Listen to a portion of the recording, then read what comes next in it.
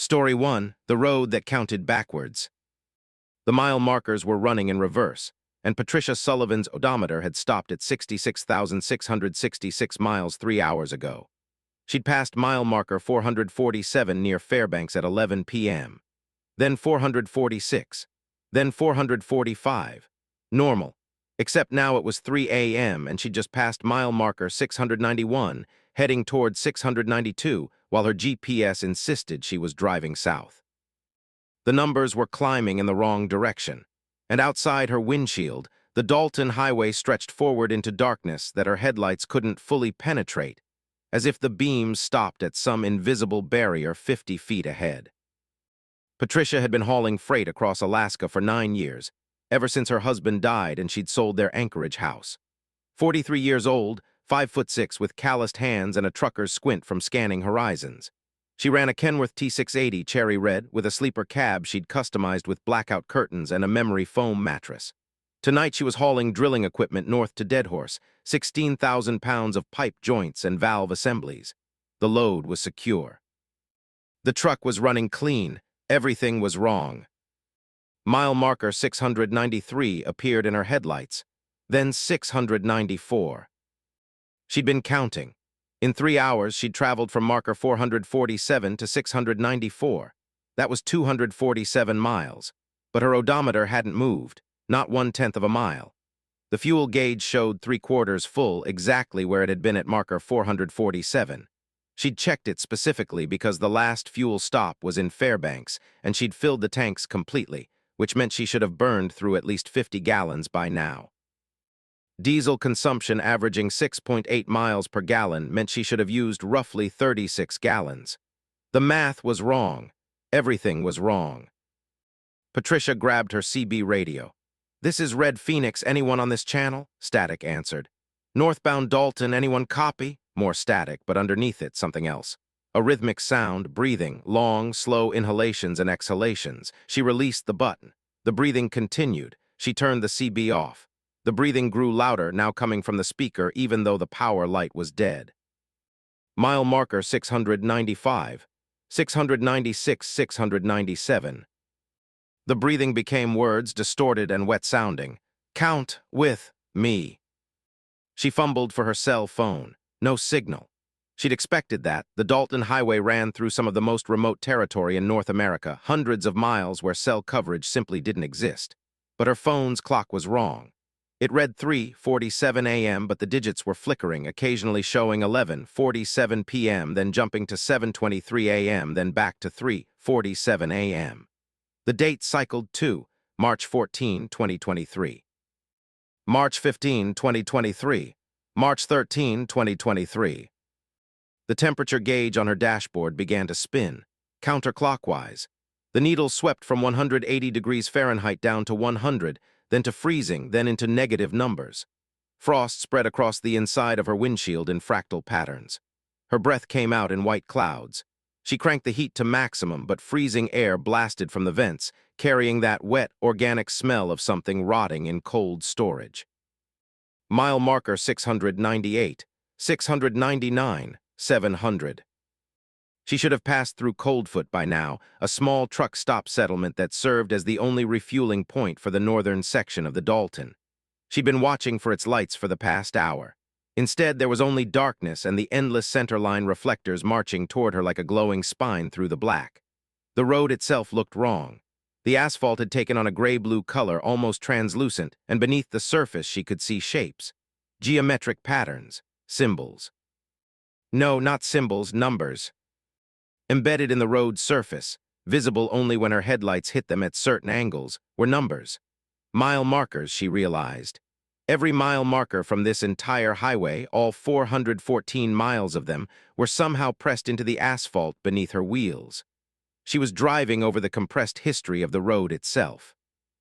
The radio breathing formed more words. "You passed the exit." "What exit?" Patricia said aloud, her voice cracking. "That only one." Mile marker 701. The road curved slightly to the left. Patricia's hands gripped the steering wheel so hard her knuckles went bone white. In the distance, she saw lights. Finally, civilization. Coldfoot it had to be. She pressed the accelerator, the big Cummins engine responding with a diesel growl. The speedometer showed 70 mph, but the lights didn't get closer. She drove for 15 minutes at 70 mph. The lights remained the same distance away, a cluster of yellow-white dots on the horizon that refused to approach. Mile marker 702, 703, 704. She was covering distance, the markers proved it, but the space between her and those lights wasn't shrinking. It was as if she was driving on a treadmill, the road scrolling beneath her while she remained stationary. Relative to everything else. Patricia slammed the brakes. The Kenworth's air brakes engaged with a hiss and squeal, and the truck shuddered to a stop. She sat in the silence, engine idling, staring at those distant lights. Her breath came in short gasps. The frost on the inside of the windshield had formed words, "Turn around." She looked in her mirrors. Behind her, the road stretched into darkness. But it wasn't empty. There were lights back there, too, red taillights, dozens of them, hundreds. A traffic jam of motionless vehicles, all facing the same direction she was, all stopped on this impossible highway. When had they appeared? She'd been checking her mirrors compulsively for hours, and the road had been empty. Now it was crowded with trucks, semis just like hers, their red marker lights glowing like demon eyes in the dark. Patricia put the truck in reverse. The transmission clunked into gear. She pressed the accelerator slowly, the truck rolling backwards. The mile markers appeared in reverse order now, 704, 703, 702. The tail lights behind her didn't move. She was backing toward them, but the distance wasn't closing, just like the lights ahead. The CB radio spoke again, and this time the voice was clearer. "You can't go back. The road doesn't run that direction anymore." "What do you want?" Patricia screamed. "Count, you have to count all the way." "To where? To what number?" "Static, then, to the number you started with, but backwards isn't the way. You chose forward, now you finish forward." Patricia shifted back into drive. Her hands were shaking so badly she could barely grip the wheel. She pressed the accelerator. Mile marker 705 appeared, then 706. The lights ahead remained unreachable. The lights behind remained frozen in her mirrors. She was alone in a column of infinite distance, moving but never arriving. At mile marker 723, her fuel gauge finally moved. It dropped from 3/4 to half in an instant, then to 1/4, then to empty. The low fuel warning light blazed red on her dashboard, but the engine kept running. Mile marker 724, 725. The engine shouldn't be running. She was out of fuel. The laws of physics insisted the Cummins should be dying, coughing its last as the injection pump sucked air instead of diesel. Mile marker 747. The same number as when this started, just with the digits reversed. The truck lurched. The engine died. All her lights went out simultaneously, headlights, running lights, dashboard, everything. Total darkness swallowed her. Patricia sat in the silence, feeling the truck coast on momentum that should have died already. She was still moving, still rolling forward on a road she couldn't see. Her eyes adjusted slowly. The darkness wasn't complete. The road itself was glowing, a faint bioluminescent blue that outlined the path ahead. And walking along the shoulder, moving in the same direction she was coasting, were figures. Human-shaped but wrong, too tall, arms too long. They walked with a strange, stuttering motion, like stop-motion animation, appearing 10 feet ahead of where they'd been in the previous instant. One of them turned its head toward her truck. No face, just smooth surface where features should be. It raised one elongated arm and pointed forward, toward mile marker 748, which was glowing brighter than the others. Patricia's truck rolled to a stop exactly at marker 748. The figures surrounded her vehicle, dozens of them, their faceless heads all turned toward her. She couldn't move, couldn't breathe, couldn't scream. The driver's door opened by itself. Cold air flooded in, so cold it burned her lungs. One of the figures reached inside. Its hand, if she could call it that, had too many fingers. They wrapped around her wrist with a touch that felt like freezer burn. It pulled her out of the truck. Her feet hit the road surface, and she felt the numbers beneath the asphalt, felt them through her boots, felt them crawling up her legs like insects made of data. The figures formed a corridor, and they were pointing down the road. Forward, always forward. Patricia walked. She had no choice. Her legs moved without her consent. Mile marker 749, 750, 751. Behind her, she heard her truck start up again, the engine roaring to life with no fuel, no driver, no reason. It rolled forward slowly, following her. Its headlights came back on, illuminating her shadow on the road ahead, stretching it out long and distorted. At mile marker 800, Patricia understood. This wasn't the Dalton Highway anymore. This was every highway compressed into a single road, every mile ever driven, every mile marker ever placed. They all existed here simultaneously, and she was driving, no, being driven, through them all. The figures weren't truckers.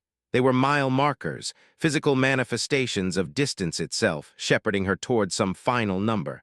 The number where all roads ended. The number that came after all other numbers. Patricia walked until her Eat bled, walked until her body forgot what stopping felt like.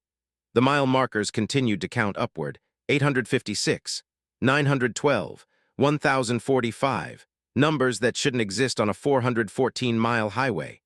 Her truck followed, its headlights burning cold and blue now, its engine purring with a sound that wasn't mechanical anymore. She doesn't remember when she stopped being Patricia Sullivan.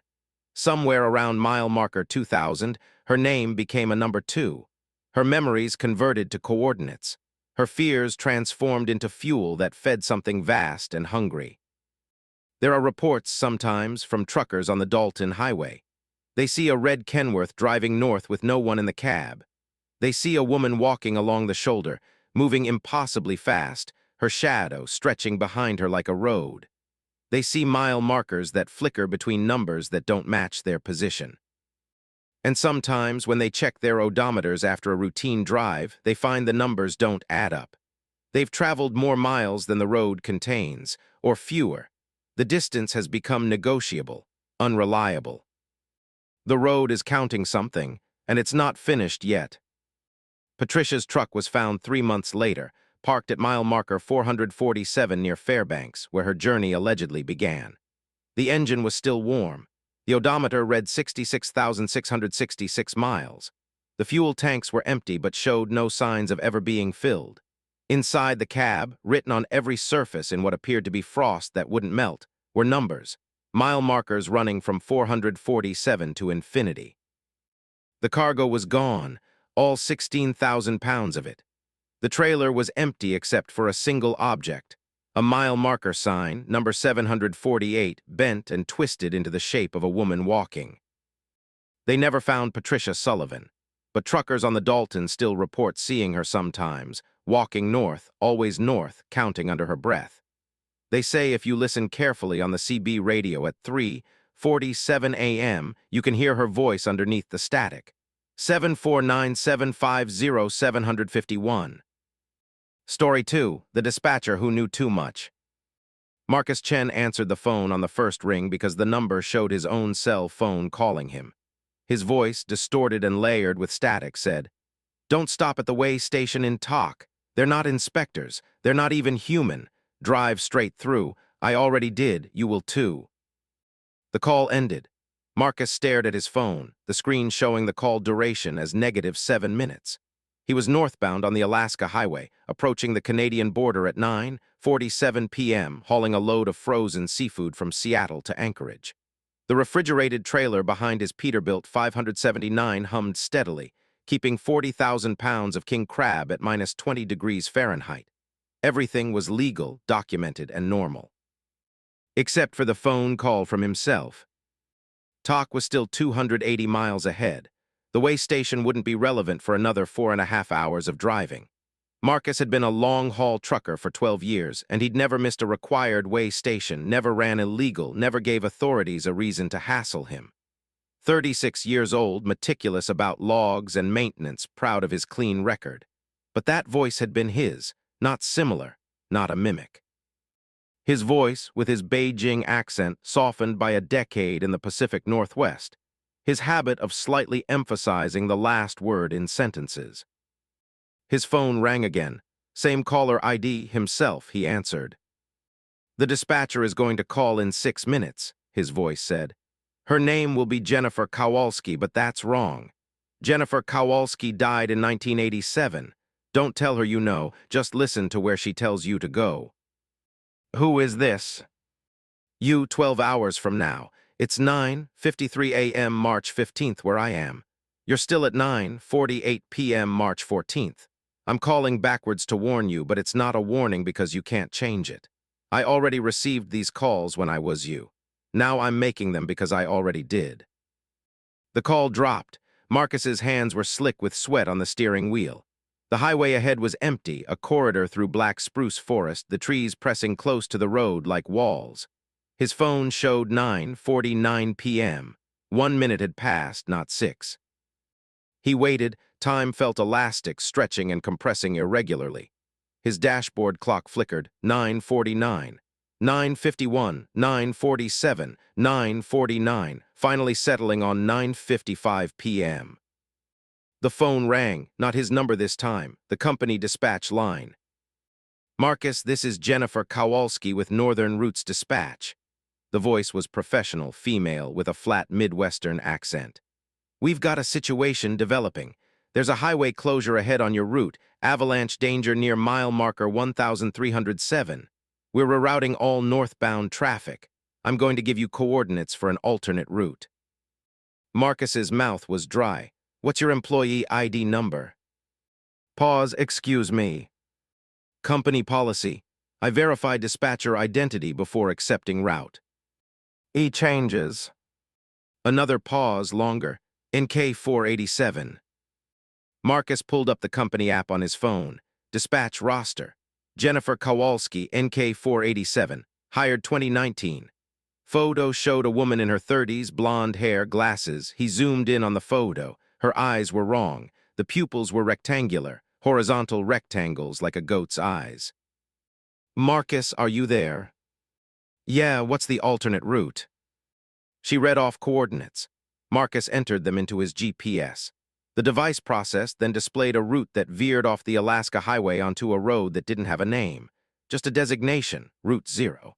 The GPS showed it as a dotted line, the symbol for an unpaved or unofficial road. It cut northeast through absolutely nothing, no towns, no landmarks, just white space on the map. Then it reconnected with the Alaska Highway 180 miles north. That's not a real road, Marcus said. It's a forestry access road, maintained but not publicly marked. We have special clearance for commercial vehicles during highway emergencies. You'll save 3 hours versus waiting for the avalanche clearing. I need to verify this with my... Marcus, her voice changed, dropped lower, became layered as if multiple voices were speaking in unison. You're going to take Route 0. You've already taken it. This conversation is a formality we both have to complete. The call ended. Marcus's phone immediately rang again. His own number, his own voice. She's right, you're going to take it. I remember refusing, I remember arguing, I remember deciding to wait for the avalanche clearing. But I still took Route 0. You will too. Memory isn't the same as choice here. Where does the road go? Everywhere you've already been. You'll understand at mile marker 0. The GPS chimed. In 2 miles, turn right onto Route 0. Marcus hadn't accepted the route, hadn't pressed any buttons. The GPS had decided for him. He looked for a way to cancel, to override, but the device's touchscreen wasn't responding to his fingers. The route was locked in. The turnoff appeared in his headlights exactly 2 miles later. A gap in the trees, a gravel road leading into darkness. No sign, no route marker, just the opening. Marcus's hands turned the wheel. He hadn't decided to turn. His body just did it. The Peterbilt rolled off the Alaska Highway onto Route 0, and the change in surface felt like falling, a momentary sensation of weightlessness before the tires caught traction on the gravel. The trees closed in immediately.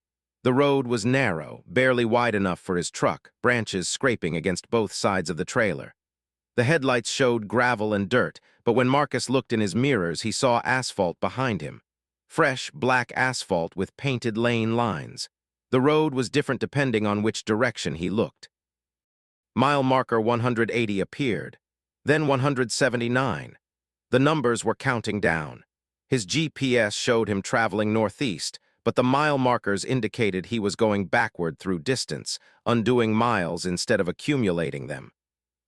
At mile marker 156, the first building appeared. A truck stop, but wrong. The architecture was familiar. Marcus recognized it as the Petro in North Pole, Alaska, a station he'd stopped at dozens of times. But it was on the wrong road in the wrong location, and when his headlights swept across the parking lot, he saw his own truck parked there. Same Peterbilt 579, same blue and white paint scheme, same company logos. He drove past without stopping. In his mirror, he saw himself walking out of the truck stop, carrying a coffee cup, heading toward the parked truck. His doppelganger climbed into the cab and started the engine. Mile marker 143, another building. This one was the way station from Talk, the one his future self had warned him about. But Talk was still hours ahead on the real highway. Here it was displaced, inserted into Route Zero's countdown. The lights were on. Figures in inspection uniforms stood outside. As Marcus's headlights hit them, they turned in perfect unison. Their faces were smooth and featureless like mannequins. He pressed the accelerator, speeding past. The way station signs commanded him to stop, but his truck was already beyond it. In his mirror, he saw the figures running after him with that same stuttering motion, appearing 10 feet closer with each blink, but never quite catching up. Mile marker 127, 118, 104. Each marker brought another displaced location. The fuel station where he'd filled up in Whitehorse appeared at marker 89, complete with his truck parked at the pumps, himself standing outside smoking a cigarette, even though Marcus had quit smoking 5 years ago. The hotel in Fort Nelson materialized at marker 67, his truck in the parking lot, curtains drawn in a ground-floor room where he'd slept last night. Route Zero was collecting every place he'd been on this journey, arranging them in reverse order, counting down to some origin point. His phone rang, his voice, W. When you reach mile marker 0, you'll understand the delivery. The seafood isn't seafood. It never was. Check the trailer. Marcus grabbed his flashlight and pulled over at mile marker 34. He climbed out of the cab, legs shaking, and walked back to the refrigerated trailer. The temperature gauge showed -20 degrees, exactly as it should be. He unlocked the trailer doors and swung them open. The cold air that rushed out was wrong. Too cold. Cold that burned like acid. Marcus shined his flashlight inside. The cargo wasn't crab. The pallets held bodies. Dozens of them. Hundreds. Frozen human bodies, all in trucking clothes, all with their hands positioned as if gripping steering wheels. And every single one had his face. Marcus Chen's face, repeated endlessly, an army of himself frozen in various expressions of horror. He slammed the doors shut and stumbled backward. His phone was ringing, ringing, he answered. "You're delivering yourself," his voice said. "Every version of you that ever drove this route. Route Zero is where they all end up, where you end up. The mile markers count down to the moment you first became a trucker, the first time you got behind the wheel of a semi. That's mile marker 0. That's where you stop existing in time linearly and start existing in delivery." Marcus ran back to the cab, started the engine. The GPS showed mile marker 28, 27, 26. He couldn't stop, couldn't turn around. The road behind him was gone, replaced by a smooth white void.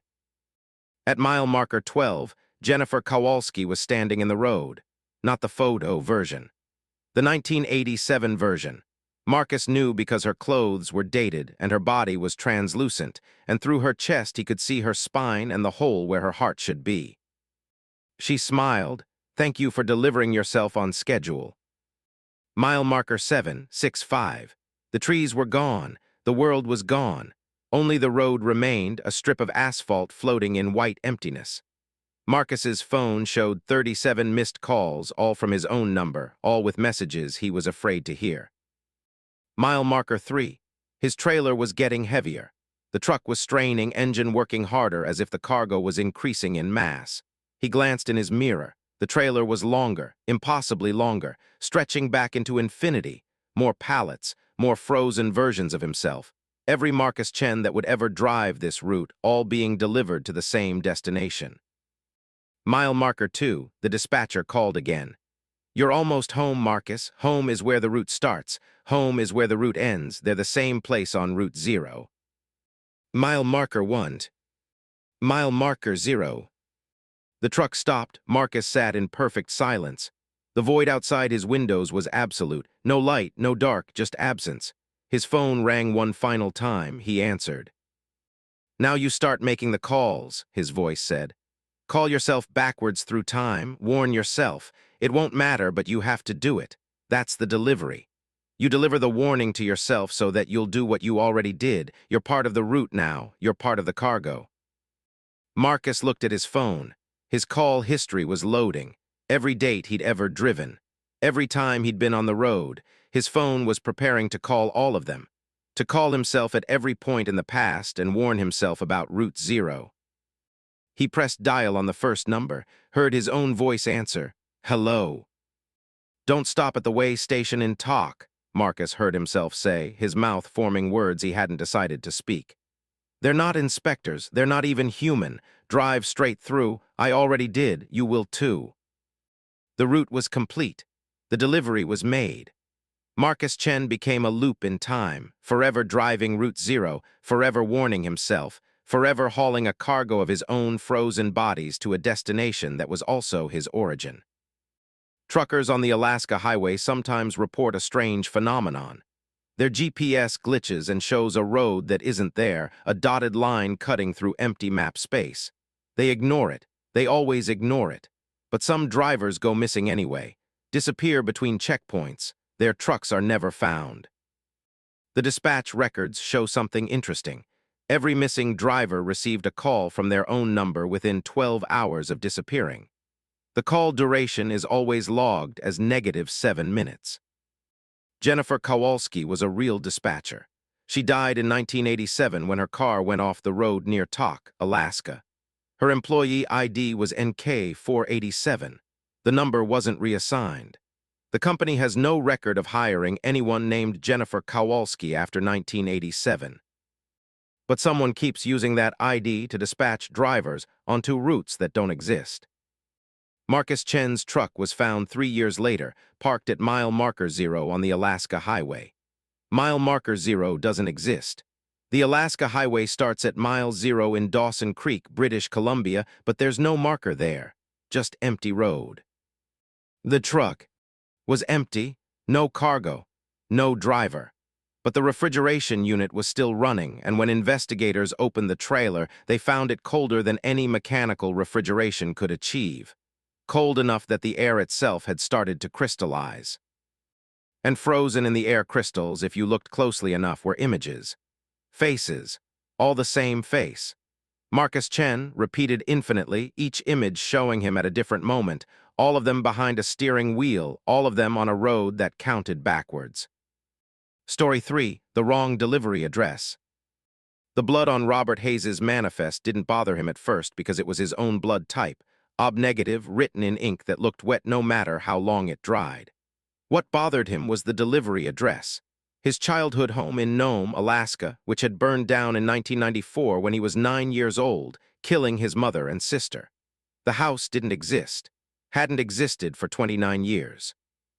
But the manifest insisted he deliver 48 pallets of unspecified cargo to 1847 Bering Street, Nome, by midnight March 15th, and it was already 10:17 p.m. Robert had opened the envelope at the dispatch office in Fairbanks 3 hours ago.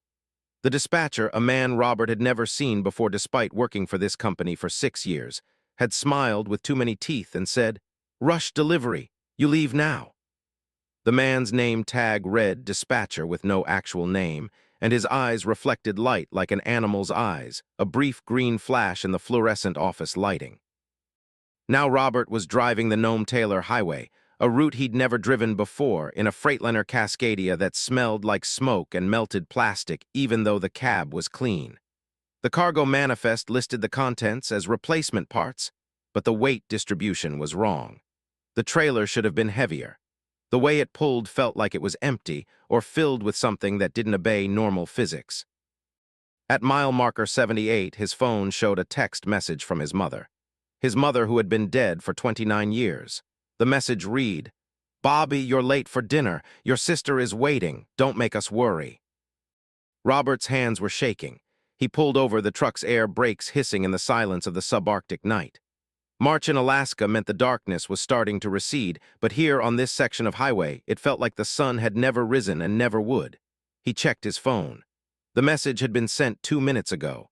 The sender ID showed Mom Home, a contact he'd deleted years ago after therapy after he'd finally processed the trauma. He tried to call the number. It rang. A woman answered. "Bobby, where are you? We have your favorite pot roast. Please come home." "You're not real. You're dead." "Don't say that word. That's a terrible word. We're waiting for you. 1847 Bering Street. You're so close now." The call ended. Robert sat in the cab, his breath coming in short gasps.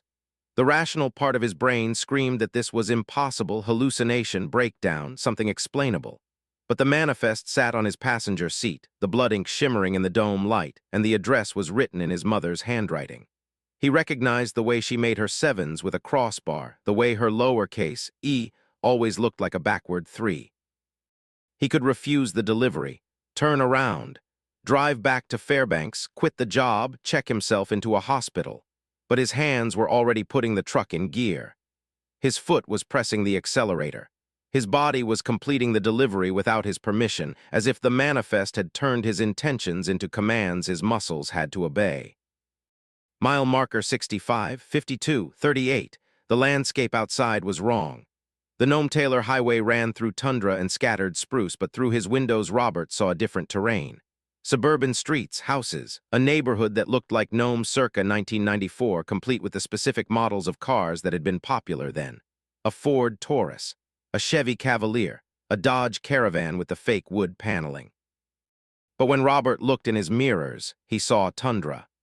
The terrain was different depending on which direction he looked, as if the truck existed at the intersection of 2 different times, 2 different versions of Alaska. Mile marker 22.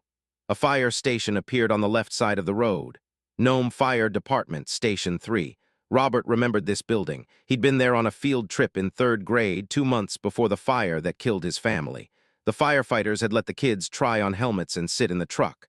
One firefighter, a man with a red beard, had said, "Fire is alive. You have to respect it, understand it, or it'll surprise you." The fire station's bay doors were open. Inside, Robert saw a fire truck. His house's address was displayed on the response board, 1847 Bering Street. Active call, in progress. He drove past without stopping. In his mirror, he saw firefighters rushing to the truck. But they were moving wrong, their motions jerky and reversed, like footage played backwards. Mile marker 9. Robert's phone showed another text from his mother. "You're driving so slow, we're hungry, your sister keeps crying, please hurry." His sister Emily, 7 years old when she died. Robert had been at a friend's house that night, a sleepover that had saved his life. The fire investigators determined the blaze started in the basement, electrical failure, and it spread too fast for his mother to get Emily out of her 2nd-floor bedroom. They'd found Emily's body near the window. She'd almost made it. For 29 years, Robert had lived with the guilt of surviving. Mile marker 3. The houses were dense now, packed close together, and every single one was 1847 Bering Street, not similar houses. The exact same house, his childhood home, repeated endlessly on both sides of the road. Yellow siding, brown trim. The porch with the swing his father had built. The flower boxes his mother had planted with petunias, every detail perfect, every detail impossible. And in the windows of every house he saw figures. His mother, his sister. They were watching him drive past, their faces pressed against the glass, their hands waving, beckoning him to stop, to come inside. Mile marker 1. Robert's GPS showed he was arriving at the destination. The voice said, "You have arrived at 1847 Bering Street. Complete your delivery." Ahead, one house stood alone. The original. The real 1847 Bering Street, looking exactly as it had on February 17, 1994, the night it burned. Smoke was coming from the basement windows. Not heavy smoke yet, just wisps, the early stage of a fire that was about to become an inferno. Robert stopped the truck in front of the house, sat there with the engine idling. Every instinct screamed at him to run, to escape, but his seatbelt was unbuckling itself. The door was opening. His legs were carrying him out of the cab. He walked around to the trailer. The cargo doors were already open, swinging wide on their hinges. Inside, the pallets were empty. No boxes, no parts, just empty pallets, 48 of them, arranged in a specific pattern that formed a path leading deeper into the trailer. And at the back of the trailer, where the wall should have been, there was a door. A wooden door with peeling yellow paint. The door to his childhood home.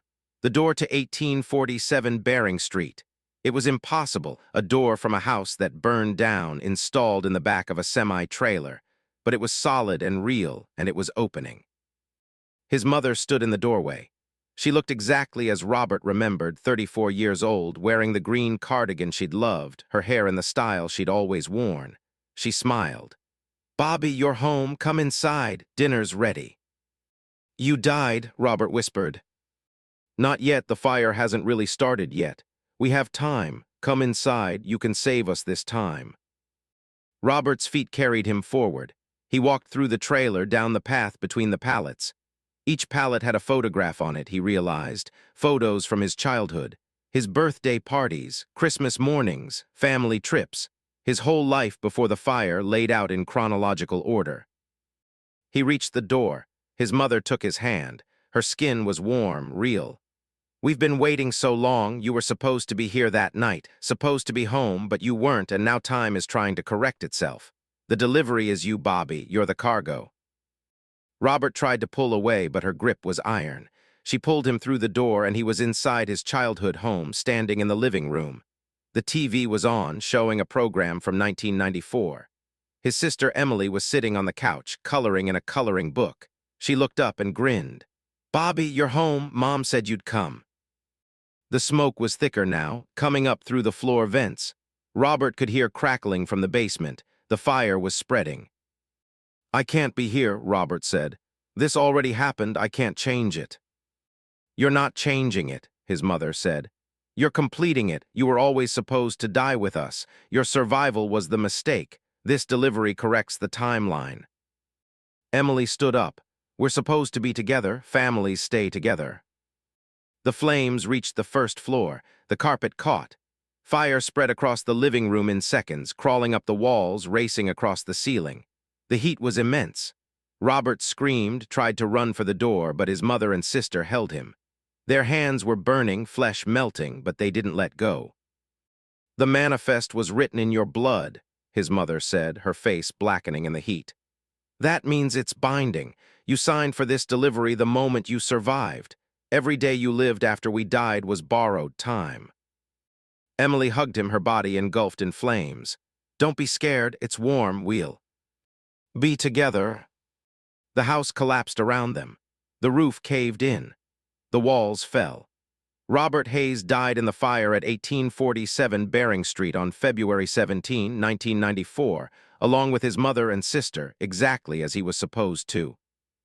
In 2023, a truck driver named Robert Hayes disappeared while driving the Nome-Taylor Highway. His Freightliner Cascadia was found abandoned at mile marker 1, engine still running, cargo trailer empty. The manifest in the cab showed a delivery to 1847 Bering Street, Nome. When police investigated, they found no such address existed. But fire department records showed something strange. On February 17, 1994, firefighters responded to a house fire at 1847 Bering Street. 3 bodies were recovered: Sarah Hayes, age 34, Emily Hayes, age 7, Robert Hayes, age 9. The dental records matched. Robert Hayes died in that fire. His body was buried in Nome Cemetery in 1994. So who had been driving trucks for the past 29 years? Who had been living Robert Hayes's life? Investigators interviewed the dispatch office. The company had no record of employing anyone named Robert Hayes. His truck was registered to a driver who didn't exist. His employee file contained a photograph of a man who looked exactly like the 9-year-old boy from 1994, aged up by computer projection. The manifest was found in the abandoned truck. It was written in blood, type O-negative. DNA testing showed it matched Robert Hayes. Both the 2023 version and the 1994 version. The same person's blood at 2 different ages, existing simultaneously on the same piece of paper. In the back of the trailer, investigators found 48 pallets arranged in a pattern. Each pallet had a photograph. Birthday parties, Christmas mornings, a whole childhood documented in chronological order. The photos showed Robert Hayes growing up, but in each image there was something wrong in the background. A shadow that looked like flames, smoke that appeared in reflections. His mother and sister with blackened skin and melted faces, always just slightly out of focus. The last pallet held a door, a burned, charred door with peeling yellow paint. It led nowhere, just stood propped against the trailer wall. But when investigators opened it, they smelled smoke. Fresh smoke, as if a fire had just been extinguished.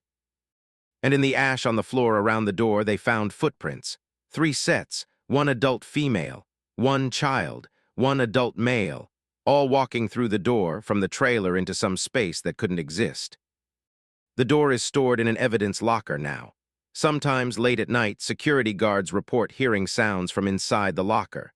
A woman's voice calling, "Bobby, dinner's ready," a child laughing, and the smell of smoke, always the smell of smoke. Delivery manifests in Alaska are scrutinized more carefully now. Dispatchers check the addresses against existing buildings. They verify that the ink is ink, not something else. They look at the driver's histories, make sure they're delivering cargo, not themselves. But sometimes a manifest appears written in blood that matches the driver's blood type. Sometimes the address is a place that burned down, or was demolished, or never existed at all. And when that happens, the driver always completes the delivery. Because some debts can't be forgiven, some survivals are temporary, and some deliveries are 29 years late, but they still arrive exactly on time. Story 4, the convoy that ate itself. Helen Morrow saw the other trucks appear in her mirrors at 2:33 a.m., exactly 17 of them forming a perfect convoy behind her Volvo VNL. They hadn't been there 30 seconds earlier.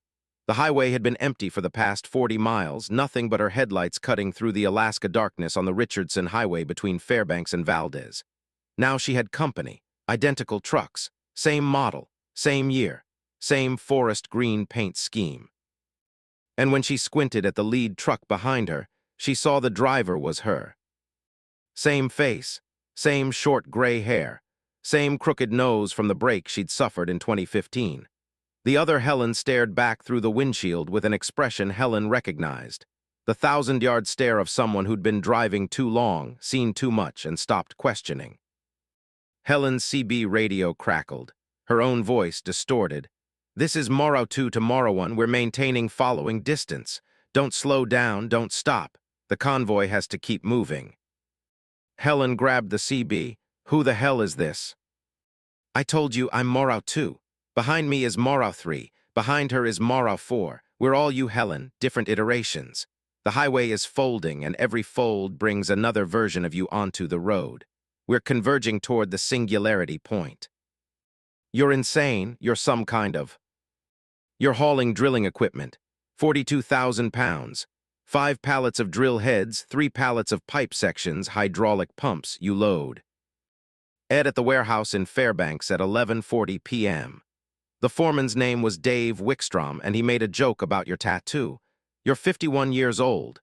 You've been divorced twice. Your daughter's name is Rebecca, and you haven't spoken to her in 3 years because of that thing you said at her wedding. Should I keep going, or are you convinced I'm you?" Helen's hands were numb on the steering wheel. Every detail was correct. Every private detail that no one else should know. She looked in her mirrors again. The convoy behind her had grown. 27 trucks now, 34, 41. They were multiplying, appearing out of the darkness like cards being dealt from an infinite deck. And in each cab she saw herself. Different versions, different ages, some younger, some older. Some with variations. One had long hair, one was missing an eye, one appeared to be burned on one side of her face. "What singularity point?" Helen demanded. "The place where all versions of you on this highway converge. We're all driving to the same destination. We've all always been driving to it. Time is circular on this route. Valdez isn't the end, it's the center." Mile marker 187 appeared in her headlights. Then the road ahead split, not a fork or an intersection. It physically divided, the asphalt separating into 2 parallel roads with a gap of darkness between them. Helen's truck stayed on the left track. In her mirror, she saw half the convoy take the right track, driving on a road that was identical to hers but separated by a void she couldn't measure. Both roads existed simultaneously. Both roads were the same road. The highway was becoming multiple versions of itself. "It's starting," Morotu said on the CB. "The fragmentation, every choice you've ever made while driving this route is manifesting as a physical split. Left road is the time you stayed in the left lane at this mile marker. Right road is the time you switched to the right lane. The highway is showing all possibilities at once." Helen's speedometer was acting wrong. It showed 65 mph, but the needle was vibrating, blurring into a fan of positions showing every speed from 45 to 85 simultaneously. Her odometer was spinning forwards and backwards at the same time, the numbers a meaningless smear. More splits appeared. The road divided into 4 parallel tracks, then 8, then 16. The convoy spread out across all of them, different versions of Helen driving different versions of the same highway. Some tracks ran through forest, some through tundra. One appeared to be suspended over an ocean. Another cut through a city that looked like Fairbanks but wrong, the buildings taller and older, the architecture from a timeline that had developed differently. "How do I stop this?" Helen shouted into the CB. "You don't, you're not driving anymore, you're being driven. The highway has momentum and we're all part of it. The convoy is becoming a single entity, we're merging." Helen felt it then, a pull from the trucks around her. The parallel roads were converging, drawing closer together. The gaps between tracks narrowed, 30 feet, 20 feet, 10 feet. The trucks were approaching each other, and when Helen looked at the nearest version of herself on the adjacent track, she saw that other Helen looking back with horror. The roads merged, the trucks merged.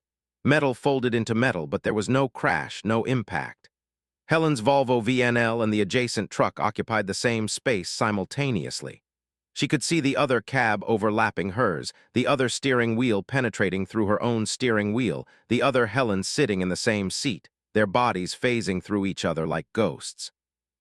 "It doesn't hurt," Morotu's voice said, now coming from inside Helen's cab, from her own mouth, layered with her own thoughts.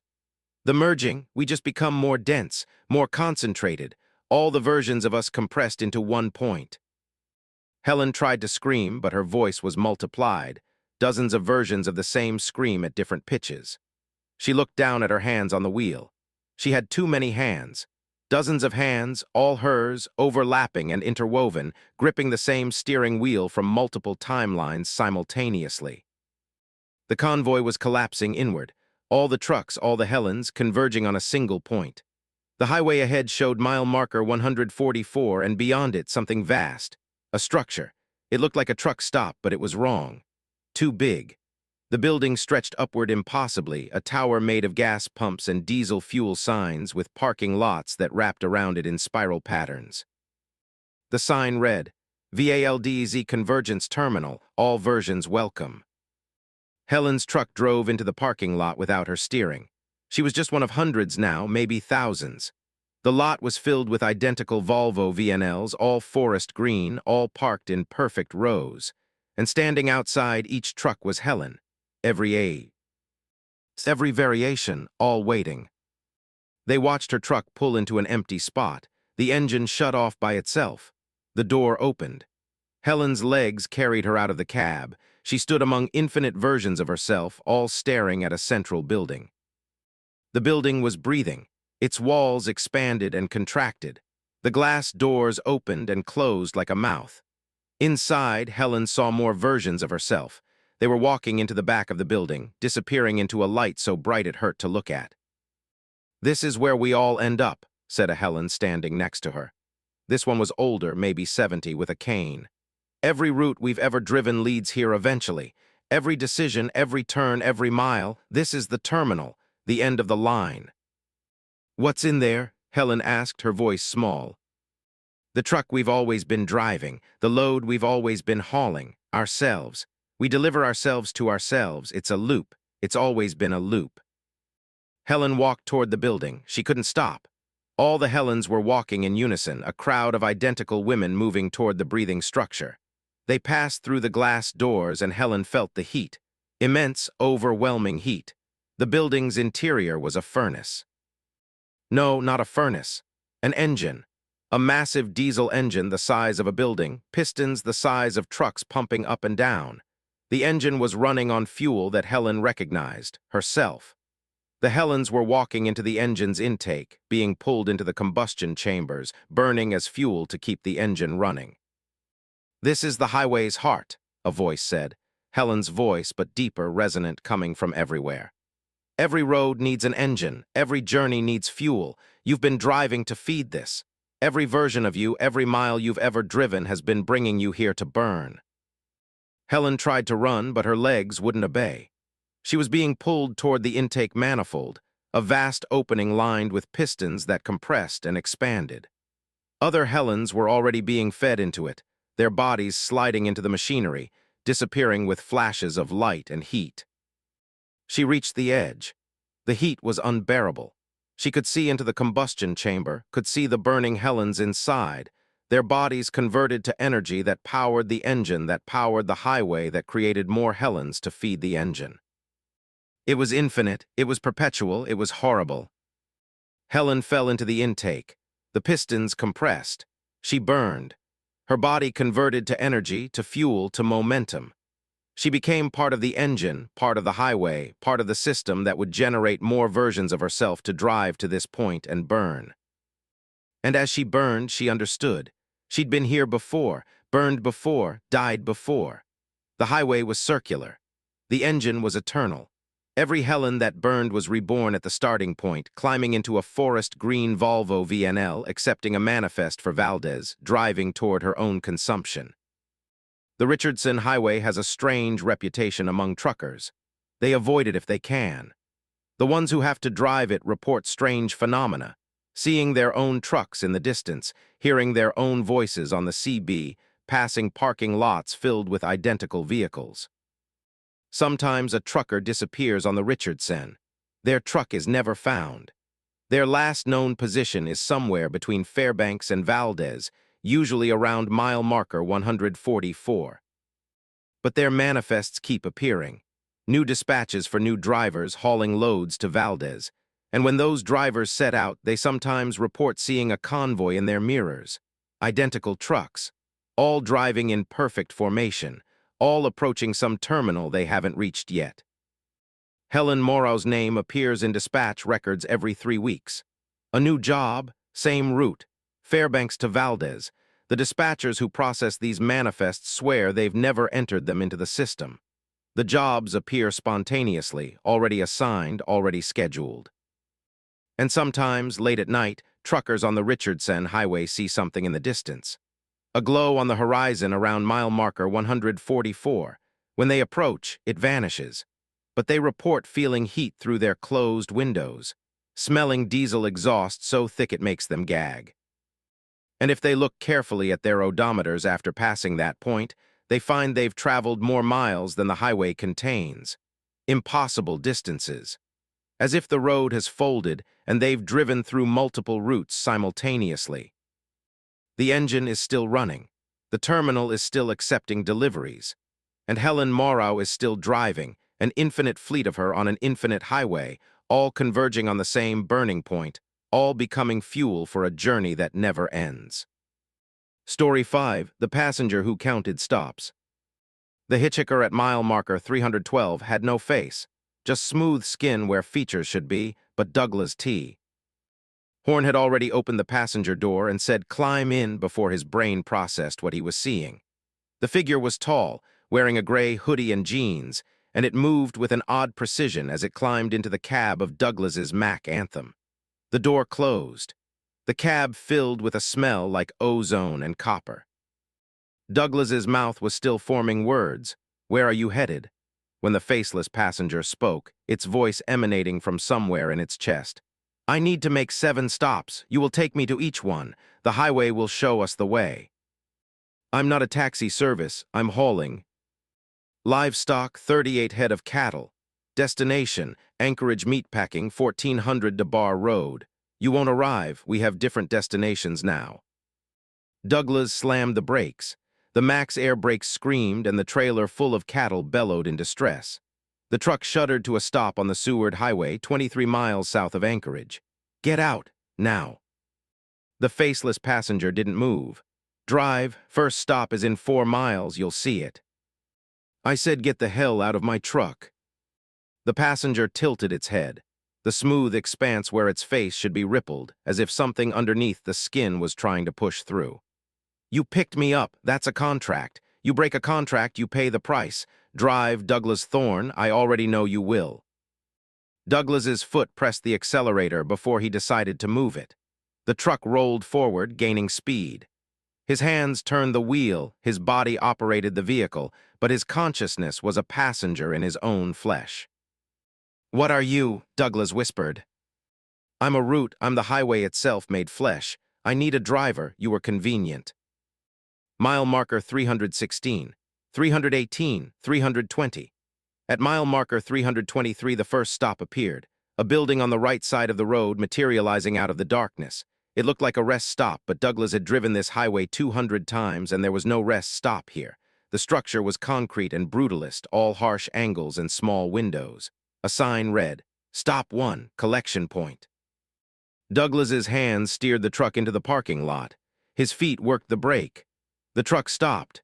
He sat there, muscles locked, while the faceless passenger opened its door and stepped out. "Wait here," it said. "Don't move the vehicle, don't leave the cab, I'll return." The passenger walked toward the building's entrance. Douglas watched in his mirror. Other figures were emerging from the building, maybe a dozen of them, all wearing the same gray hoodies, all with smooth, featureless faces. They formed a circle around Douglas's passenger. Then they merged. Their bodies flowed together like liquid, forming a larger figure 12 feet tall, its surface rippling. The merged entity reached into its own chest and pulled out something small and writhing. Douglas couldn't see clearly what it was, but it screamed. A human scream. The entity shoved the screaming thing into a bag, zipped it closed, and then separated back into individual figures. His passenger returned to the truck alone, carrying the bag. It placed the bag in the footwell at its feet. The bag was moving. Something inside was clawing at the fabric.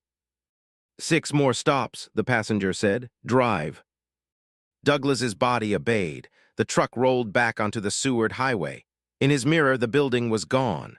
The parking lot was gone. Only empty roadside remained, as if the collection point had never existed. "What was that?" Douglas's voice was barely audible. "A pickup, we collect certain things.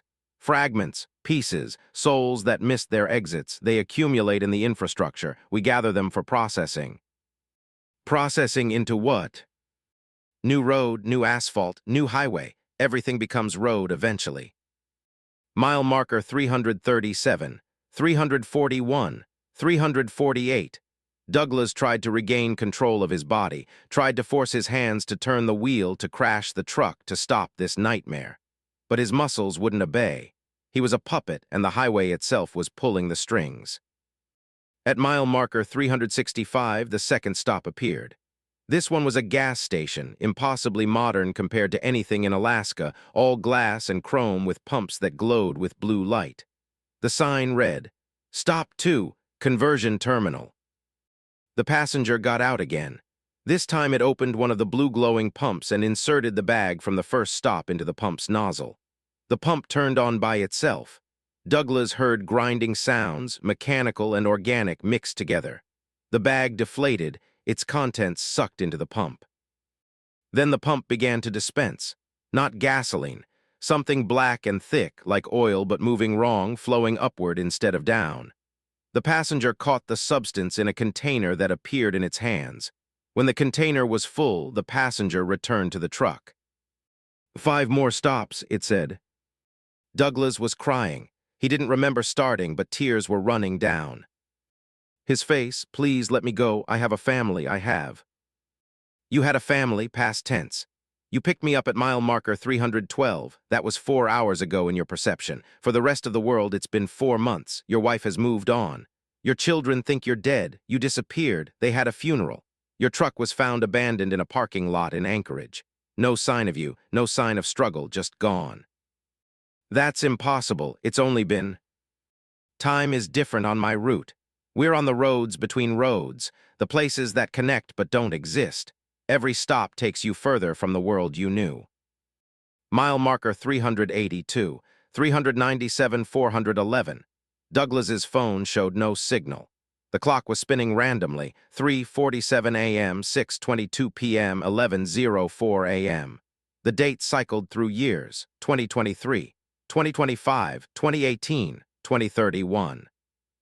Stop 3 was a truck repair shop that materialized at mile marker 428. The passenger took the container from stop 2 inside. Douglas heard sounds, welding, hammering, machinery running. The passenger returned carrying something that looked like an engine part, but it was organic, pulsing with veins running through it. 4 more stops. Stop 4 appeared at mile marker 449, a warehouse. The passenger took the engine thing inside, returned with a crate. The crate was humming. When Douglas glanced at it, he saw through the slats. The crate contained other drivers, people. Dozens of them compressed and folded into impossible shapes, all still alive, all staring at him with pleading eyes. "They picked me up too," the passenger said, noticing Douglas's horror. "Different routes, different times. They're building material now. The highway needs foundations." Mile marker 473. Douglas tried to scream, but his voice wouldn't come out. His body was shutting down section by section. His legs were numb. His hands felt distant, as if they belonged to someone else. Stop 5 was at mile marker 502, a slaughterhouse, but not for cattle. The sign read, "Automotive Processing." The passenger carried the crate inside. Douglas heard screaming. The screaming became silence. The passenger returned empty-handed, but with a new bag, this one dripping red. 2 more stops. Mile marker 528, 547, 561. The landscape outside was wrong. Douglas could see multiple highways now, all layered over each other like transparent images. He was driving on all of them simultaneously. Different versions of Alaska, different timelines, all connected by the route he was traveling. Stop 6 appeared at mile marker 589. This building was different. It looked like a government facility with chain-link fences and guard towers, but the guards were faceless figures like his passenger. The sign read, "Stop 6, Registration." The passenger got out. It walked to a window in the building's front.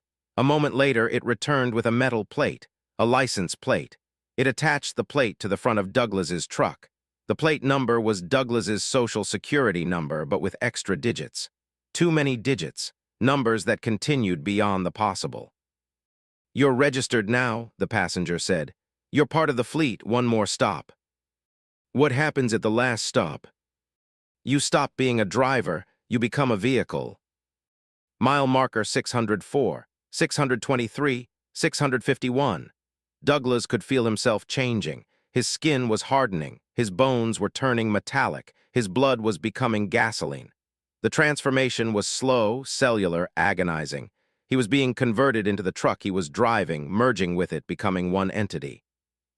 At mile marker 687, the final stop appeared. It was massive, a facility that stretched for miles on both sides of the highway. Hundreds of buildings, thousands of faceless figures walking between them, and trucks, so many trucks, all parked in perfect rows, all empty, all waiting. The sign read, "Stop 7 Terminal, all routes end here, all vehicles enter service." Douglas's truck drove itself into the facility, following painted lines on the ground that glowed with the same blue light as the gas pumps from Stop 2. His passenger directed him to a specific parking space, number 312, the same number as the mile marker where this began. The truck stopped, the engine shut off, Douglas's body finished transforming, his flesh became steel. His eyes became headlights. His mouth became a grill. His consciousness dispersed, spreading throughout the vehicle, becoming the truck's awareness. The faceless passenger stepped out and closed the door. It looked at Douglas, no, at the truck that had been Douglas, and said, "Thank you for the ride. You'll make an excellent vehicle for the next driver. They'll pick up their passenger at mile marker 312. The cycle continues." Douglas tried to scream, but all that came out was the sound of a horn. The truck's horn. His horn. He was the truck now. And he would drive this route forever, carrying passengers who weren't human, making stops at places that shouldn't exist, completing a circuit that had no beginning and no end. Other figures approached, faceless mechanics. They inspected Douglas's new form, checked his tires, topped off his fluids. Those fluids weren't oil or antifreeze. They were the processed remains from the stops he'd made. They were pouring people into his engine, into his hydraulic systems, into his fuel tanks. He was running on suffering, powered by horror, fueled by the compressed souls of everyone who'd ever picked up a faceless passenger. The mechanics finished their work. One of them climbed into Douglas's cab, started his engine. Douglas felt himself turn on, felt his consciousness pulled into the service of driving. The mechanic drove him out of the terminal, back onto the highway, back to mile marker 312. They stopped, the mechanic got out. Douglas sat there idling, waiting. Time passed differently here. Hours or days or years, he couldn't tell, but eventually another truck approached, slowed down, stopped. A new driver leaned over and opened the passenger door. The faceless passenger, the same one or a different one, Douglas couldn't tell, climbed in. "I need to make 7 stops," it said to the new driver. "You will take me to each one." And the cycle began again. Douglas wanted to warn the new driver, wanted to flash his lights, honk his horn, do anything to communicate the danger. But he couldn't. He was just a truck now, just part of the route, part of the system that collected and processed and converted drivers into vehicles. He would sit here forever at mile marker 312, watching drivers pick up passengers, watching them disappear into the route between routes, watching them return as trucks, taking their place in the fleet. The Seward Highway has a reputation. Truckers avoid mile marker 312 if possible. If they have to pass through, they never stop, never pick up hitchhikers, never acknowledge figures standing by the roadside, no matter how human they appear. Because sometimes those figures have no faces, and sometimes when truckers pass mile marker 312, they report seeing trucks parked on the shoulder with no drivers inside. Empty trucks, dozens of them, all idling, all waiting. And if they look carefully at those trucks' license plates, they see Social Security numbers. American Social Security numbers, but wrong. Too many digits, numbers that continue beyond the possible. Douglas Thorne is listed as missing. His Mac anthem was never found. His cargo of cattle arrived at the Anchorage meatpacking plant without a truck or driver.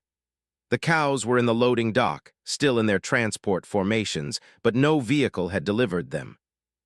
Sometimes late at night, dispatchers receive calls from Douglas Thorne's phone number. When they answer, they hear an engine idling. In the background, faintly, a voice.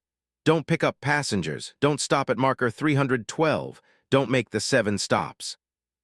Then the call ends. The number is traced.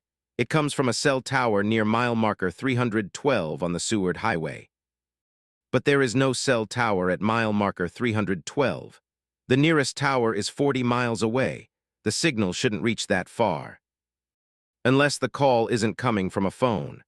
Unless it's coming from something that used to be human, that used to carry a phone, that's now part of the highway infrastructure itself. Don't stop at mile marker 312. Don't pick up faceless passengers. Don't make the 7 stops. Some routes don't have destinations. Some routes are the destination, and some drivers never reach anywhere at all. They just become part of the road, forever carrying passengers to places that exist in the gaps between travel and arrival. Story 6. The way station that WEIGHED souls. The scale read negative 47,000 pounds when Sandra Bishop drove her Peterbilt 389 onto the platform at the Talkway station, and the inspector, whose name tag said Inspector with no actual name, smiled with gray teeth and said, "Ma'am, we're going to need you to pull into Bay 3 for a detailed inspection. Your cargo appears to weigh less than nothing." Sandra stared at the scale display.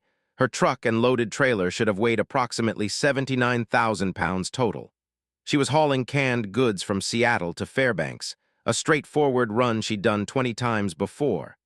The load was legal, properly distributed, secured correctly. Everything was by the book. But the digital display insisted her entire rig weighed negative 47,000 pounds, as if the truck and cargo were antimatter, existing with mass that subtracted from reality instead of adding to it. There's a malfunction with your scale, Sandra said, keeping her voice level. She was 48 years old, a 15-year veteran of long-haul trucking, and she dealt with enough weigh stations to know when something was wrong. This was wrong. Our scale is calibrated daily, the inspector said. His eyes were colorless like glass marbles. Bay 3, now this is not optional. Sandra's Inc. screamed at her to refuse, to drive away, to report this station to the dot. But other trucks were behind her now, lining up for their turn on the scale. She couldn't block the lane. She shifted into gear and pulled forward, following the inspector's directions to Bay 3, a covered inspection area off to the side of the main building. As soon as she parked, the bay doors closed behind her with a hydraulic hiss. The sound was final, tomb-like. The inspector approached her driver's side. "Step out of the vehicle, please. Bring all your documentation." Sandra climbed down, paperwork in hand. The inspection bay was too quiet. No sounds from the highway outside, no hum of ventilation, just silence. The walls were concrete, unpainted, with moisture seeping through in dark patches that formed patterns, not random patterns. Sandra's mind tried to reject what she was seeing, but the moisture stains formed words. "Your cargo is missing." "Manifest," the inspector said, holding out a hand. Sandra gave him the paperwork. He studied it with those colorless eyes. 32 pallets of canned goods, tomato sauce, corn, beans, peaches, total weight, 47,000 pounds. He looked up. "That's interesting." "What's interesting?" "The weight of your cargo matches exactly the negative weight your truck registered. As if your truck is here, but your cargo is somewhere else. Somewhere that exerts negative mass on our reality." "That's insane. The cargo is in the trailer. It's been there since Seattle." "Open the trailer," the inspector said. "Let's verify." Sandra's keys felt wrong in her hand, too heavy, as if they were accumulating mass that her cargo had lost. She walked to the back of the trailer, the inspector following. She unlocked the doors and swung them open. The trailer was empty. Not just empty, aggressively empty. The space inside was void, darker than shadows, a blackness so complete that Sandra's flashlight beam didn't penetrate it. The light stopped at the trailer's threshold, as if the emptiness was solid, a wall of absence. "I loaded this myself," Sandra whispered. "I watched the forklifts put 32 pallets inside. I secured them with straps. I checked them at every stop. They were there, they were there." "Were they?" The inspector's voice was changing, becoming layered, multiple voices speaking in unison. "Or were you hauling something that only looked like cargo? Something that existed in sewer position, here and not here simultaneously, until observation collapsed the waveform?" Sandra backed away from the trailer. The darkness inside was moving now, pulsing, breathing. "What is this? What's happening?" "This is a weigh station. We weigh things, but not all weight is physical, not all cargo is matter. You've been hauling quantum cargo, Ms. Bishop. Goods that exist in multiple states until measured. And now that we've measured them, they've collapsed into their true state, non-existence." "That's impossible. I drove from Seattle. The trailer has weight. The truck handles differently when it's loaded versus empty. I could feel the cargo." "You felt the probability of cargo, the potential weight, but probability isn't the same as reality." The inspector pulled out a device that looked like a tablet but was too thin, too smooth, its surface showing equations that hurt Sandra's eyes.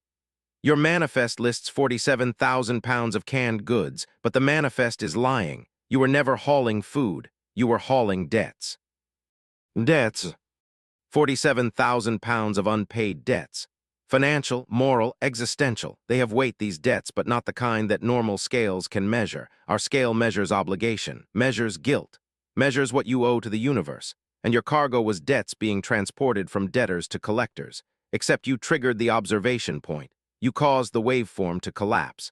The debts have disappeared into quantum uncertainty, and now someone has to pay. Sandra ran. She didn't think, didn't plan, just turned and sprinted toward the bay door she'd entered through. But the door was gone. The wall was seamless concrete. She spun around. All four walls were solid. No doors, no windows, no exit. The inspector was smiling. "The weigh station has to balance. When cargo disappears, something must replace it to maintain equilibrium. You understand physics, don't you? Conservation of mass energy? You're the replacement, Sandra. You and your truck. You'll be processed to account for the missing weight. Processed how? We extract your mass, convert it to equivalent debt, redistribute it into the quantum foam where the original cargo has diffused. It's not painful. Or rather, it is painful, but pain doesn't matter when you're being converted into abstract value. The inspector raised his device. It emitted a sound, not a sound, something deeper than sound, a vibration that resonated with Sandra's bones. She felt herself becoming lighter. The sensation was horrifying. Her body was losing substance. When she looked at her hands, they were translucent. She could see through her flesh to the bones underneath, and the bones were starting to fade too. "Stop this," Sandra screamed. "I'm a person, you can't." Your mass, approximately 140 pounds. Your truck is approximately 32,000 pounds empty. Combined, you're 32,140 pounds. We need 47,000. So we'll take you and the truck, and we'll need an additional 14,860 pounds. We'll extract that from your past. Every mile you've driven, every delivery you've made. We'll retroactively undo them, convert them to mass debt, and close the balance. Sandra's memories were evaporating. She forgot her daughter's name, forgot her first truck, forgot the reason she became a driver. Each memory that disappeared made her body more transparent. She was being erased from both ends, the physical and the historical, simultaneously deleted from reality. But as she faded, she saw something in the darkness of her trailer. Shapes, figures. They were crawling out of the void, pulling themselves through from whatever dimension the cargo had collapsed into. They looked like people, but wrong, stretched, two-dimensional, paper-thin but with mass that made the floor buckle under them. What? Sandra could barely form words. Her tongue was disappearing. "The debtors," the inspector said, his smile widening. "When the debts disappeared, the people who owed them became unbalanced. They're being pulled into closure. They'll arrive here soon, all 47,000 pounds worth of them, and we'll process them, turn them into new cargo for new trucks. The system is self-sustaining." More figures emerged from the trailer. Dozens, hundreds, all paper-thin, all stretched impossibly, all making sounds like tearing fabric as they moved. They filled the inspection bay, stacking on top of each other, a writhing mass of human-shaped debts made flesh. Sandra was almost gone. She could see through her own torso. Her heart was a ghostly outline, still beating, pumping blood that was no longer there. She had seconds left before complete dissolution. But in the final moment before she vanished, she understood something. The inspector had made a mistake. He'd said the system was self-sustaining, closed loop, conservation of mass energy, which meant the way station itself was part of the equation. With the last of her substance, the final molecules of her body still bound by quantum probability, Sandra reached out and grabbed the inspector's device. Her translucent fingers passed through it, no, into it, and she felt the equations inside, felt the balance, felt the point where the system maintained equilibrium. She changed one number, one variable. She shifted her own mass from the extraction side of the equation to the input side. The device screamed, the inspector screamed, the bay exploded with light. When Sandra opened her eyes, she was back in her truck, parked on the shoulder of the Alaska Highway, 50 miles past Talk. Her body was solid again, real. She looked at her hands, flesh, bone, blood, all present, all accounted for. She climbed out and walked back to the trailer, unlocked it, opened the doors. The cargo was there, 32 pallets of canned goods exactly as they should be. But sitting on top of the load was the inspector's device, the impossible tablet. It was displaying a new equation, a new balance. Sandra picked it up. The screen showed her weight, 140 pounds. The truck's weight, 32,000 pounds. The cargo's weight, 47,000 pounds. Total, 79,140 pounds. But underneath those numbers was another line. Inspector mass extracted, minus 140 pounds, balance maintained. Sandra had reversed the equation. She'd made herself the cargo and the inspector the extraction target.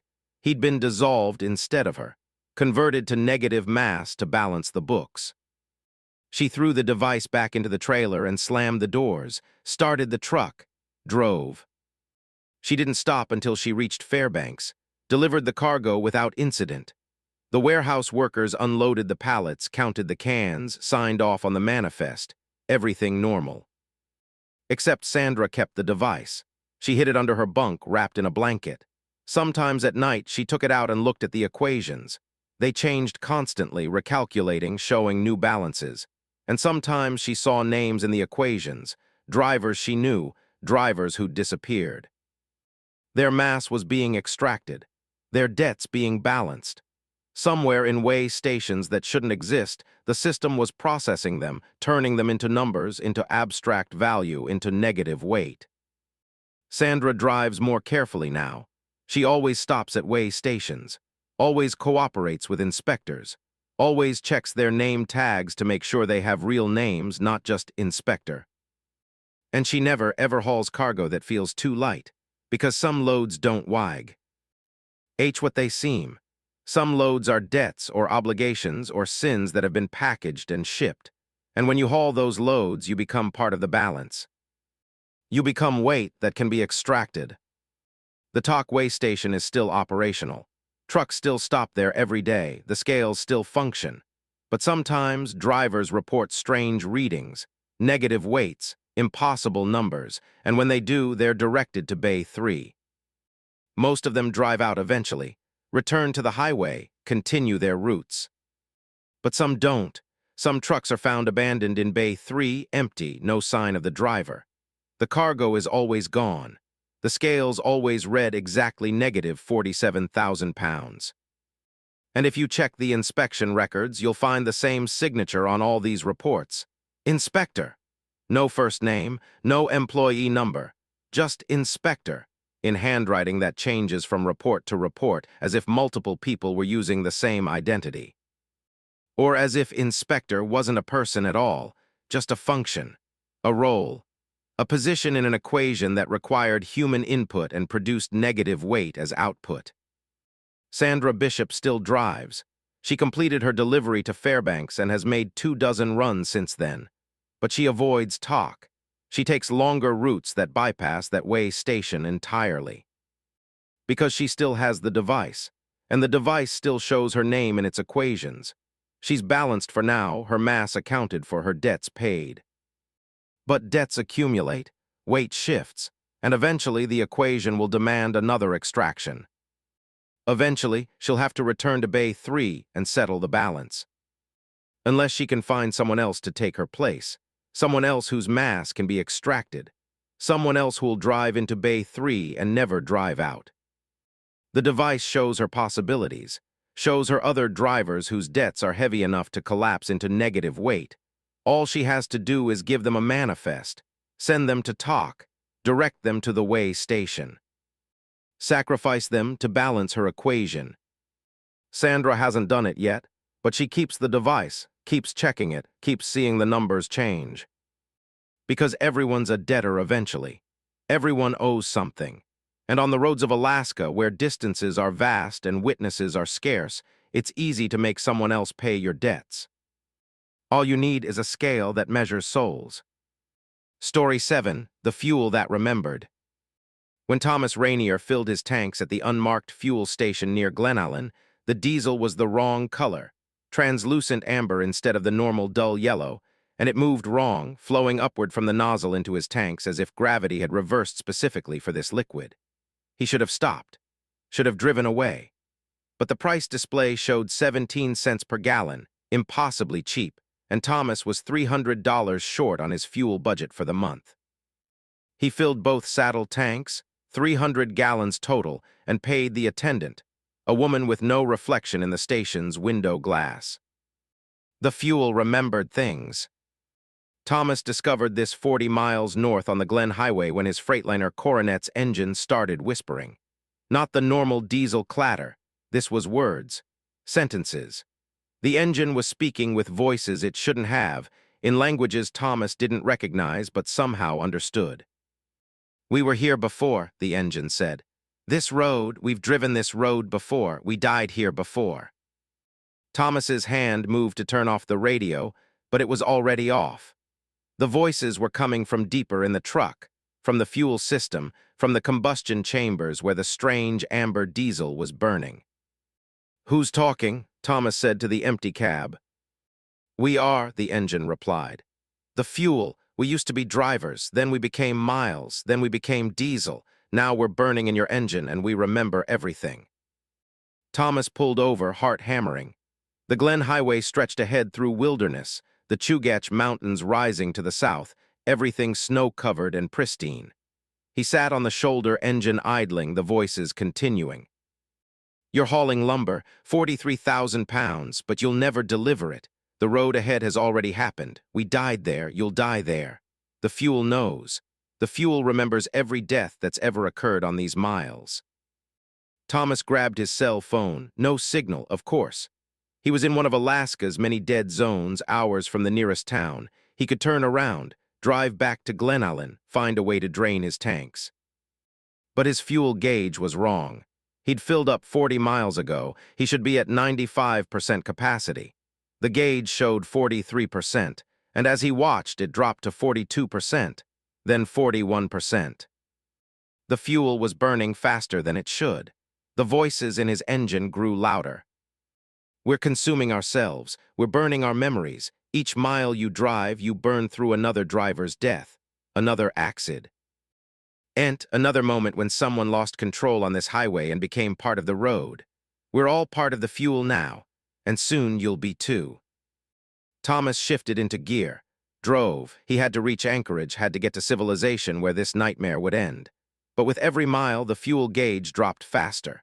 Mile marker 109, 38% fuel. Mile marker 113, 31% fuel. Mile marker 117, 22% fuel. He was burning through 300 gallons in less than 20 miles. The physics didn't work. But the gauge kept dropping and the voices kept talking, each voice distinct now, each one describing their death. "I was driving south in January 2019. Black ice at mile marker 126. Lost control. Rolled 4 times. Trailer crushed the cab. I lasted 6 hours before hypothermia took me. I was northbound in July 2015. Moose in the road. Swerved. Head-on with a camper, killed a family of 5, then myself. I burned in the wreckage for 20 minutes. I was westbound. Wait, the Glen doesn't run westbound. But I was westbound anyway, in a timeline that doesn't exist anymore, where the highway goes through mountains that haven't formed yet. I drove off a cliff that hasn't been carved. I'm still falling." Mile marker 126 appeared. The road ahead looked normal, wet pavement, light snow falling, conditions Thomas had driven through thousands of times. But as his truck approached marker 126, the air changed, became thick. His headlights showed something in the road.